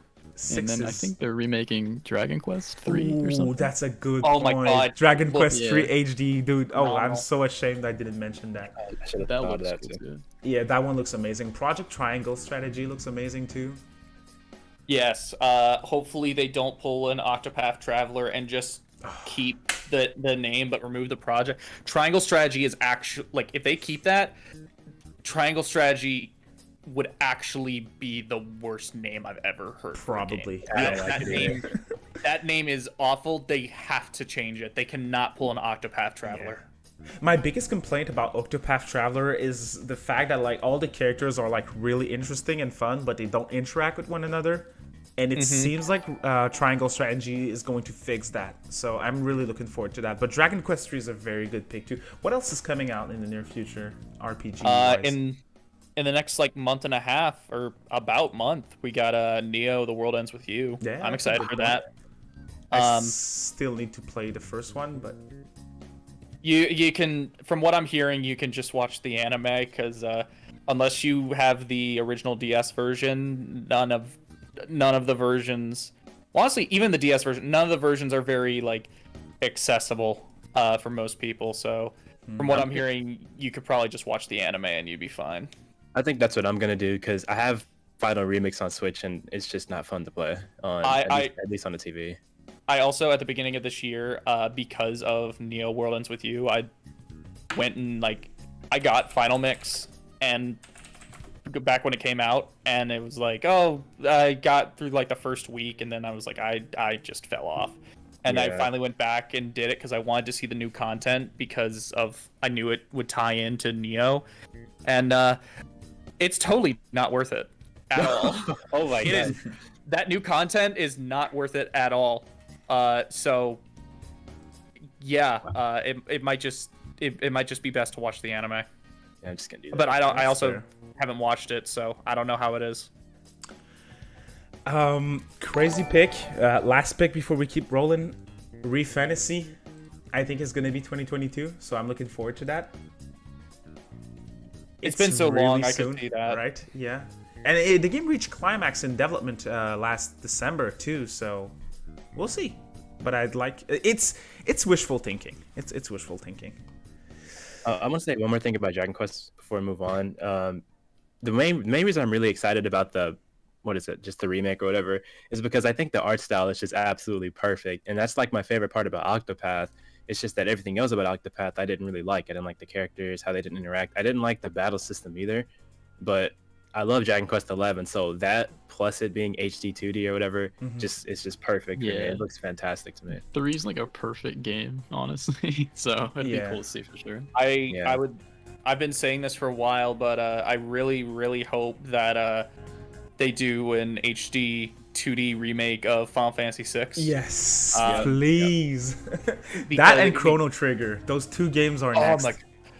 And and this is just me. It probably wouldn't do. It probably a lot of people probably wouldn't care, but this is particularly for me. A certain Xenogears, please. Oh God, I knew you were gonna say that. Please, please, please make it happen. Oh my God, I love Xenogears. It is phenomenal. And also, if you're gonna do Xenogears, actually do the second disc. Don't just tell me what happened and show me a slideshow. Actually, let me play it, please. Yeah. Fix the problem. Man, those games need to come back. I'd take just a port at this point. All those I would games. buy it because I've been interested in it for the longest time. Yeah, great games. Oh man, well, that was an interesting question. Yeah, let's go. All right, let's keep rolling. I have a $5 super chat once again from Alex. Thank you for the massive support, bro. Really appreciate you. Question: Zan or Garu? Also, oh yeah, all right. This one is for you, Macca. Also, Macca, selling you on Ronde when? Do you have the courage? When I figure out whether it's Rond or Ronde. Yeah, all right. I think it's Rondo. I always pretty say sure- Ronde, but I'm clearly not a reference with my French accent. I feel like it might be Ron, but it's more fun to say Ronde. Yeah. Ronde. Who knows what it is? I don't know. Well, Yeah. we now need someone to drop his super chat for Rikku now. Ask him what's Hey, next. just ask me anything, whatever. Thanks for the support, Alex. Really appreciate it. We also have a $5 super chat from Chaos Emperor. Chaos. Oh God, let's not get into that. That game looks horrible, by the way. I love how no one mentioned it for upcoming games. What game? Final Fantasy Origins. Oh Chaos. God. yeah. That looks The horrible. memes, the freaking That chaos. game Yeah. looks hilarious. Dude, how did they, just a quick tidbit, how did they flopped, or at least how did they fail in exciting fans for a prequel to FF1? Like, there's so much potential in the Dark Souls styles. When I heard about the leaks, I was like, oh boy, that sounds amazing. And then when I saw it, I was like, oh my God, that looks terrible. It went from hero to zero when I saw it. Yeah, I have the demo downloaded. And I just can't bring myself to play it. I just won't do it. Well, right I now. heard the gameplay's pretty good, but the character designs and the cringy dialogues are too much to ask him. Time to kill chaos. At the very least, if it's a fun game, that's awesome. And Yeah. if everything else is trash, that'll just add to the hilarity Yeah, for real. of chaos. Yeah. Oh God. Well, I was about to read the message from Mr. Chaos here, but thanks for the support, dude. Would love to see a previous protagonist return as a secret boss. Do you guys plan to attend any upcoming conventions? Yeah, I'd like to see a previous protagonist return too. I'd take Aleph first if I had to choose. I think his design is top tier and I'd like to see him back. Conventions? I don't know, there's not much in my sector, so everything's still closed. What about you guys? It's like the same. Yeah. I would say I would say Demi-Fiend would just be cool because, you know, tradition. Yeah. Aleph would also be cool. I feel like Demi-Fiend, if we're gonna have a returning protagonist as a super boss, I feel like Demi-Fiend will probably be most likely just because of Agreed. the influence on the game. And then in terms of conventions, I'm probably not gonna feel comfortable going to a convention until like maybe a year from now. I'm waiting for mass to disappear entirely from my life before I feel comfortable doing stuff like that. That's what I would say too. Yeah. Yeah, because like right now where I am, mask. A lot of places no longer require you to wear a mask, but at work I'm still required to wear a mask, and I'm kind of taking a personal like solidarity thing since I had to work this entire time in retail. If I walk into a store and the employees still have to wear a mask, then I'm wearing the mask. Because it's just like I know what it's like to have to work very, very hard and do a lot of lifting while wearing that thing, and it for 8 hours at a time, and it's just very difficult. So it's like, yeah, no, I just want those things to disappear completely from my life before I feel comfortable going to a convention. That's completely fair. Yeah. I feel like in a year that will probably be the case. Hopefully. I think now that a lot of places no longer require masks, I think things are starting to get back to normal. Hopefully. We have another $2 super chat from Ether Drive. Thank you for the support. The message is Hama and Mudo skills like SMT4 and 4 Apocalypse in 5.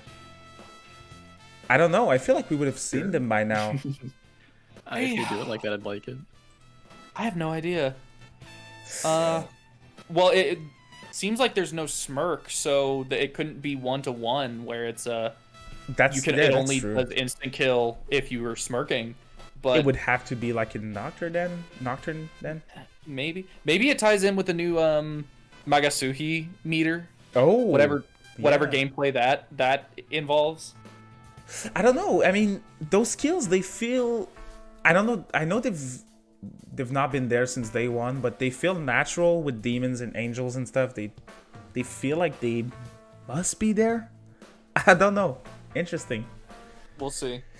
Next one is from Umbra with the $2 super chat. Thank you very much. And that's an interesting question. I'm glad you brought this up, Umbra. The question is PC version in a year since it's Unreal Engine 4. I don't think Unreal Engine 4 really matters here. PC version in a year depends on the contract that they have with Nintendo, I guess. Yeah. Yeah. I hope so, though. I really hope so. That'd be cool. Make it more accessible. I'd buy it on PC. Same. Yeah, same. I think my one concern with 5 is just how well it's going to run. Because you do, in certain parts, you do see some slowdown. Mm-hmm. And I don't think it'll be a big issue, but it is still, like, worrying. Yeah. So, hopefully, it's not going to be that bad on Switch. I don't think it's going to be... Even if it came to PC, that would hopefully just completely negate any issues with slowdown. Hopefully. Because it's obviously the slowdown, then that's just... If there's slowdown, that's just the fault of whoever ported it. Yeah. It's just, I mean, yeah, that's right. I mean, the Switch is just so inferior next to these other systems now, but at the same time they chose the Switch for this game, so if there is some issues, like Yamai said that in interviews before, he says we chose the Switch, it's the system that we wanted to develop for, so I don't expect big issues personally. Because of that reason, they focus their development on this platform and this platform only, so I don't expect big issues such as Nocturne and stuff like that. Clearly this one's more polished, but maybe some minor issues due to the weak hardware that it's running on. We'll see. Other super chat from Demicro. Once again, thanks for the support, my man. $2 super chat. The question is, you think it will have... Oh, well, we just covered that. You think it will have frames per second drops since it's made in Unreal Engine 4? Once again, I don't think... We've already seen a couple of them. So. Yeah, we've seen some minor ones in the trailer, but at the same time... The game's not old, it's not done. There's, as Odin in the chat brings up, there's possibility of a day one patch. And there's some Unreal Engine 4 games that are running perfectly fine on Switch, such as Octopath Traveler and Dragon Quest XI. So, it's not because it's Unreal Engine 4 that it cannot run properly on Switch. Mm-hmm. So, we'll see. I'm not too worried, personally. Alright, let's keep rolling with the questions here. The next one is from VSips, friend of the channel here, and he asked us if there was a SMT or Persona board game, how do you think it would be played? What kind of board game would it be, and how would you win? Oof, that's a specific question. That's a lot. Yeah, that's a specific question. That's hard to tell. Just design a game really fast. Yeah, I think it would be like, I think it would be very similar to just a tabletop RPG where you create your own story and characters. Hey, that's a very specific and hard question to answer. Yeah, I feel like I don't know enough about like board games or any like tabletop whatever to like really comment on this. I feel. Yeah, I got it's nothing. A hard question. It's a hard question. I'm amazed they've been making board game versions of so many popular IPs in the last few years. So I have no idea. It's a good question, but not an easy one, as you guys can see. Tough one. I'll have to think about it for a couple weeks. Yeah. Are we gonna see the SMT board game experience at some point? Once you came up with something? One, sure, I'll play it. Well, I think there's one, right? I think LaRue brought this up at some point. Like a card game or something, right? Oh no, isn't it the game like no, not trading cards. Oh wow, I think it's a game with a book that you have. I wish LaRue was here. He would be able to answer that. I'm not sure. I'm pretty sure. Cool. Yeah, I think there was some type of book thingy game that he brought up in a video before. I'll ask him and I'll let you guys know once I figure out what this thing is. If anyone in the chat has an idea of what I'm referring to, please let us know. It's some incredibly niche thing, though. Clearly not translated. Definitely want to hear about it, though. Yeah, sounds cool. Next question would be from Terrence Dark. Will SMT V have human settlements, and will there be other humans to interact with? Well, yes, I think there's going to be other humans to interact with. We don't know how many interactions there will be or how deep they will be. I don't think they're going to be the focus like in Apocalypse, though. Yeah, that's basic what I think, too. There'll probably be some, just not like a huge thing. I think we're gonna go back to Nocturne where like everyone in the world you interact with is a demon, and they'll just be like demon settlements rather. Mm-hmm. Yeah. Yeah. Hopefully they do, because like Nocturne is a little like not blank, but just like a little like. Hopefully hopefully they do a better job at making the settlements feel like settlements. Mm-hmm. Hopefully. Mm-hmm. Good question here. Oh, that's a very interesting one. That's a question that I'm curious to hear you guys' thoughts. I'll go last for this one. This one's from Passive King in my Discord. Sales predictions for the first month on the market. Keep in mind that it's a worldwide release. Yeah. I'd say like 1 million? That seems like a good number. 1 million in the first month? Okay. I think this game's gonna do well. I don't know if it'll do Persona well, or Persona 5 well, but I think it's gonna do well. At the very least, the best-selling mainline. Yes, agreed, easily. Yeah. I want to bring up Persona since you brought it up. I don't think it's gonna do Persona numbers either, simply because Persona has an appeal, a casual appeal that mainline doesn't have, like the calendar system, how the waifus, how the characters look, the social links, stuff like that. Anime, yeah, exactly. It's like I'm really Japanese. Pretty much. I mean, that's the thing. So in the first month, I think 600K, I would say. Ooh, and once it's all said and done, I say we get close to 2 million. I think I would be really happy with 2 million. Like, as like a fan, I would be really happy with 2 million. Like at the end of it all. And if he gets in Smash, 2.5 easy. Yeah. Clearly, Smash helps. We saw that with Xenoblade. Smash, if he gets into Smash, it's gonna do well. 100%. Interesting question, though. Thank you for the question. Next one is from Mac. I don't know if you're still in the chat, dude.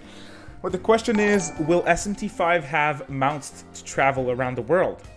The open world, which seems like. Interesting. Never thought about that before. I mean, it'd be cool. You can have them follow you around, right? Demons follow you, so it couldn't be too much of a stretch to hop on the back of like a dragon or something. Seth, that'd be cool. Yeah. You know what? I don't think demons follow you though. In the trailer, when I watched it first, on Twitter, so I don't know. I don't know for sure. Well, when I watched the trailer, that's what I thought too first. But it seems like it's demons on the field that are chasing you to get in battle. But when you watch the treehouse footage, it doesn't seem like it's your party that's following you. Might have been some misinformation there, because I saw a post that was like, it's well, like I'm not sure, so 9 in Raido, where you can have one that stands behind you. I don't know. That would be really dope. Yeah, like in Raido, or I think it's Gen 2 Pokemon did that too. So that would be really cool. I think that's always something that's fun to see. Just see the model following you around. I think that would be cool. I don't know how likely it is, but that would be cool. I'm not sure if it is, because like you said, there's a scene where he's running toward the camera where the big like bird demon is following him, and that looks like he's getting chased. But then there's also a scene where he's sliding down the hill, going to the left, and there's like a tiny little demon that seems like it's following him exactly his movements. So I'm not sure. Maybe it's only certain like smaller demons or something. I don't think there'll be like mounts or anything. Mainly because, as we've seen, there is a sprint. There's a run button. So you're going to be moving fast anyway. Plus, it's actually like a really fast speed. So I don't think there'd really be much of a need for a mount in that respect. Yeah. I am curious about the fast travel. I think it'll probably just be terminals, but this seems to be the open world SMT game they've been wanting to make since Nocturne, and I wonder just like how they'll handle it, because you know, open world is just such a different thing. It's so much different than what Atlus has done with basically all of their games up to this point. So I'm curious if they'll handle that well. I don't think we're gonna get mounts, because I think they're going to do special things in the environments, like, you know how the protagonist just slides down a mountain at some point, a cliff. Like, I think they're gonna do more of those little things and make the open world fun to travel around.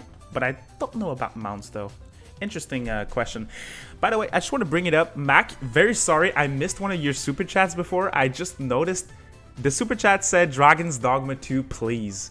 Now, I never played the game, but Mac always brings it up. Did you guys ever play Dragon's Dogma before?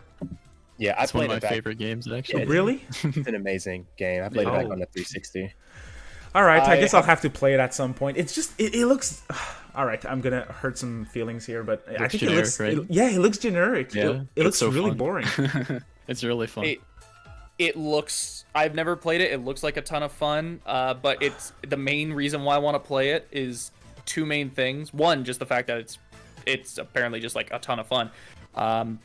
But also, like, the two main things are, one, it's Hideaki Itsuno, director of Devil May Cry, Oh, 3, really? 4, and 5. Yeah, I God didn't know tier. that. And two, he specifically was like, the gameplay is heavily influenced by Berserk, and it just anything Berserk. Like, I want to play a Berserk game. I want to play a Berserk game. At the moment, like, in terms of aesthetics, Dark Souls is the Berserk game, but from what I've heard, gameplay wise, Dragon's Dogma is the Berserk game. And I want to play a Berserk game that's good. It's definitely worth a shot. It's not like a All triple A game, but it's really fun. All right. Hopefully they're making that Dragon's Dogma too. Yeah, that leaked part of on the the Capcom leak. document, yeah. Alright, I heard what I had to hear. I'll buy it and I'll play it. God damn it, he bullied me into buying that game. I mean, I'll check it out. We'll see. But yeah, Dragon's Dogma 2, it's happening. That's happening. We have a $5 super chat from Alex Sullivan here saying, Last Dono, love supporting ya, dude. Well, thank you, man. Really appreciate it. I aspire to create content on Atlus. How do I start? Ooh, interesting question. I would like to hear you guys' takes on that too, if you have something to say. But if I had something to say, since I started recently, I would say try to do something different. That's the most important thing. Try to do something that no one else does. I think that's the right way to do it, the right way to stand out, and most importantly, do something that you love to do. Like, I know, for example, I would say I tried to do some Let's Plays. I didn't enjoy doing those, so I stopped making those. You're doing YouTube or content creation for yourself first and for all. In my opinion, I don't think the right way to jump into content creation is to aim for success. Just do it for fun and try to do something unique. Yeah. Those are my advice. I would say the same thing. I jumped into it not aiming for failure, but I didn't think anybody'd want to listen to like 40 minutes of SMTF speaking, so that's apparently not true. So if you think there's something you're interested in, like, you want to do it, just try it, because there's apparently people that want to listen to you, so it's always worth a shot. Don't be afraid to try, by the way. So the whole thing with like making videos, I have been making videos. YouTube has been my hobby for 10 years at this point. And only in the last year did I start making any money on it, or did my channel start, like, getting popular and getting attention. It's very much a matter of just do it for yourself and make it good. And as long as it's good and you're satisfied with it, just that I feel like that's really enough. Eventually, as long as it's good, you will hopefully get that attention, which again, it took me 9 years for it to really start to do anything, and now I'm actually every couple of months I'm earning $100 from AdSense. So that's really it. It's just like, hey, you just do it. Just do it for yourself. Make sure you're happy with it. Do what you want to do. For real. Yeah, You so guys a want to lot of hear? people don't. Go ahead. I'm sorry, my bad. I just wanted to bring up something really funny first.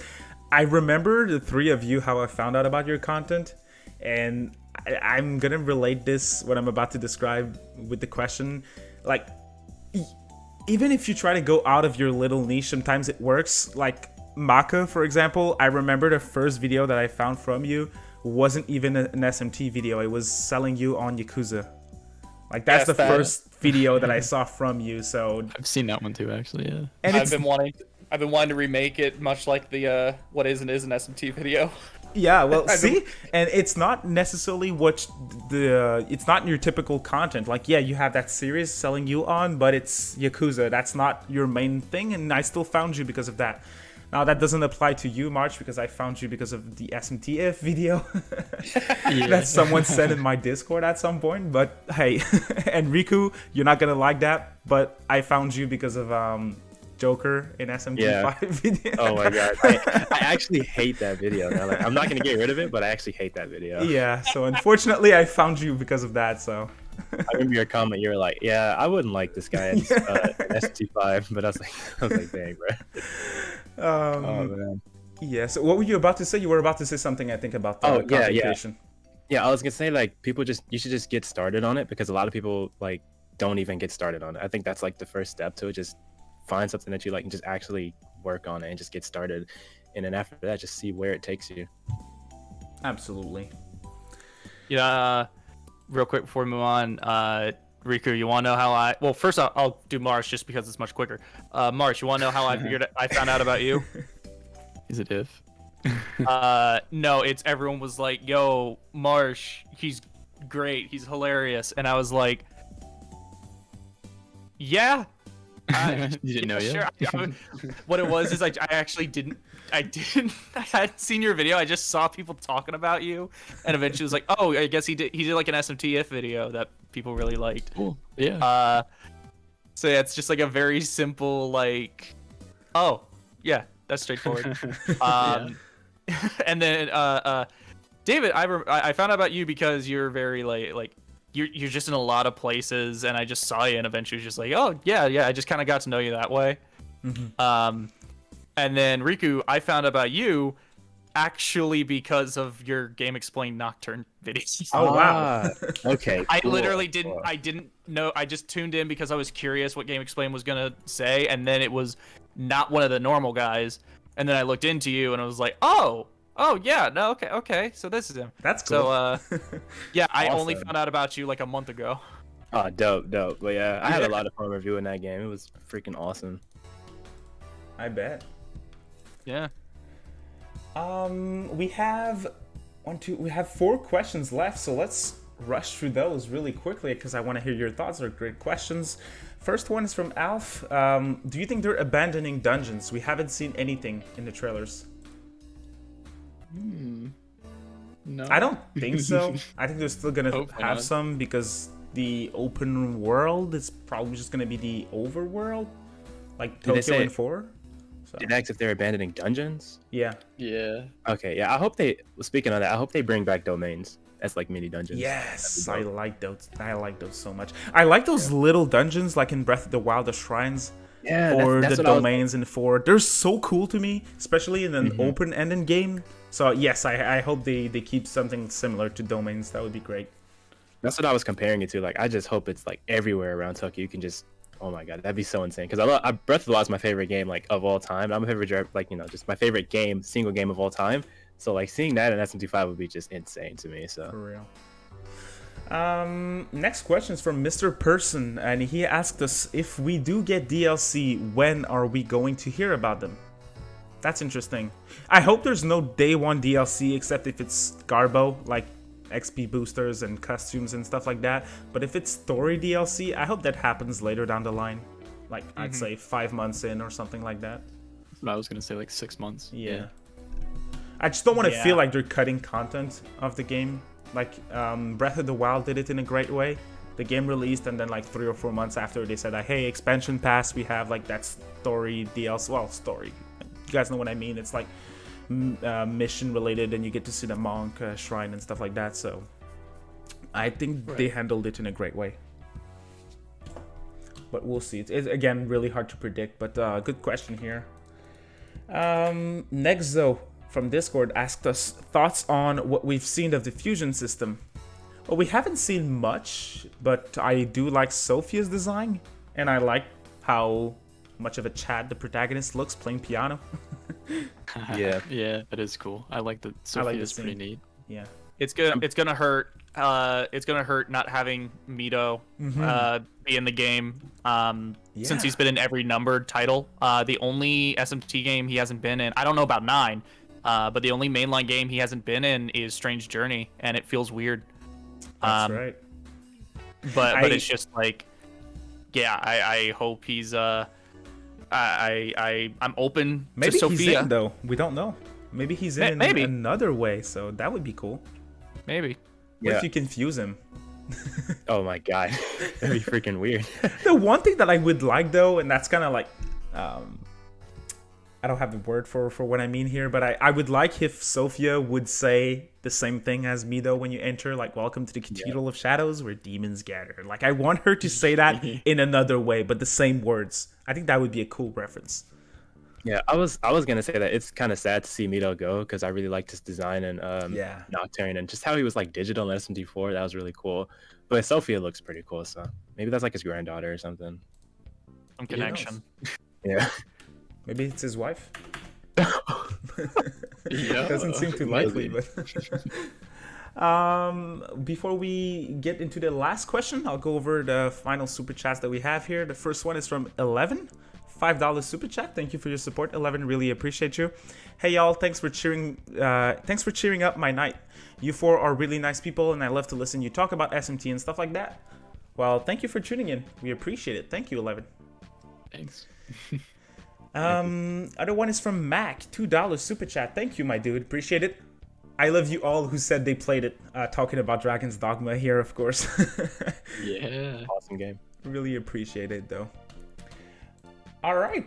Final question of the day here from Charisma. The question is, do you think SMT5 will have the Three Houses effect? Like, will this game sell so well and unite all fans of Megaton like Fire Emblem did? I wish. Yeah, I hope so. Best case scenario. Yeah, I think a lot of people. I mean, you might see like everybody loves it when it releases, and then maybe a couple of years later you'll find faults with it. But I think maybe, especially around when it comes out, you'll see a lot of like, whatever you want to call it, unity in the fan base. Yeah. I hope it has this. That's kind of a different take on the question, but I hope it has the Switch effect in terms of sales. Oh yeah, that too. Because it seems like the Switch can make any type of IP sell, like Pikmin 3 Deluxe becoming the best-selling Pikmin game in a month of all time, by the way. So that's impressive. I was talking with my roommate earlier today. Metroid Dread is without a doubt going to be the best-selling Metroid game, period. Easily. Yep. Period. That's happening. For real. There's just no contest whatsoever. It just is. Yep. And as we all said during this episode, SMT5 will easily be the best-selling mainline game, like, and quickly. So just a matter of how much, really. Yep. Wow. I think word of mouth is going to really help this game too. Oh yeah, for sure. And there's already a lot of talks about this game. Like, even just in my content, I see traction nowadays after E3 because of, like, even in my older videos, like I mentioned my wish list videos before, those are getting traction now after that trailer. So people are clearly looking into SMT and SMT5, and that excites me. It's scary because you know what happens when a certain fan base jump into your games, but still, I want Atlus to succeed, and that's going to give us more games in the future. So that's how I see it. Yeah. I think we're about ready to wrap things up. We answered all the questions that I had today here. Any final thoughts that you guys want to bring up about SMT5? I think we covered a good portion of it. I'm just glad that we finally get to see it, because like it's been like a long 4 years, and then it's been a long year since they updated last year, and I've been having dreams that this game is getting released or revealed like plenty of times, and I'm finally get to actually see it. It feels like some sort of like unicorn or some sort of like mystical item. It's like, we're like finally here. Yeah, it's crazy. And then 5 months out, that's gonna get here so quick. So Yeah, cannot wait. Well, Those are thanks my for thoughts. everyone who joined us tonight. I really do appreciate all of you guys. Thank you for tuning in once again, one final time. Please check out those three dudes. Their links is down in the description below. They make really cool content, SMT, etc. So check them out. They're great. Make sure you leave a like before leaving. I would also really appreciate that. It helps a lot. And most importantly, thanks to the three of you guys for joining me tonight. It was a blast talking about SMT 5, and I'm glad I got to hear your stories about stories and reactions about that awesome trailer. Yeah, man. Before we go, I don't want this to like turn into another conversation, but I just want to leave everyone with this thought. Let's hear it. So, where's Etrian Odyssey? Where's that? Like, I'm not super into the series, but like, What is this team like working on, dude? they said they were working on the next generation of it years ago. We haven't heard anything. Also, where's Refantasy? Oh, Refantasy is close. We're gonna hear about Refantasy this year. They promised December 2019. They promised that we would get news in 2020. We didn't get anything, and they did the same thing in December 2020. They promised that we'll get something news this year for Refantasy. We're halfway in and nothing. So Tokyo Game Show, this is where it's at. Yeah, I was thinking Tokyo Game Show for Refantasy. Etrian Odyssey's the real. I have no idea real about question mark. Etrian Odyssey, though. I have no idea. Oh, well, any final words? I think we're good. I think I'm good. Yeah. His Yeah. name is Bino. Bino. His name's Bino. That sounds really funny. All right, thanks for tuning in, y'all. Really appreciate it. Have a great day. Take care, and we'll see you in the next episode. Bye.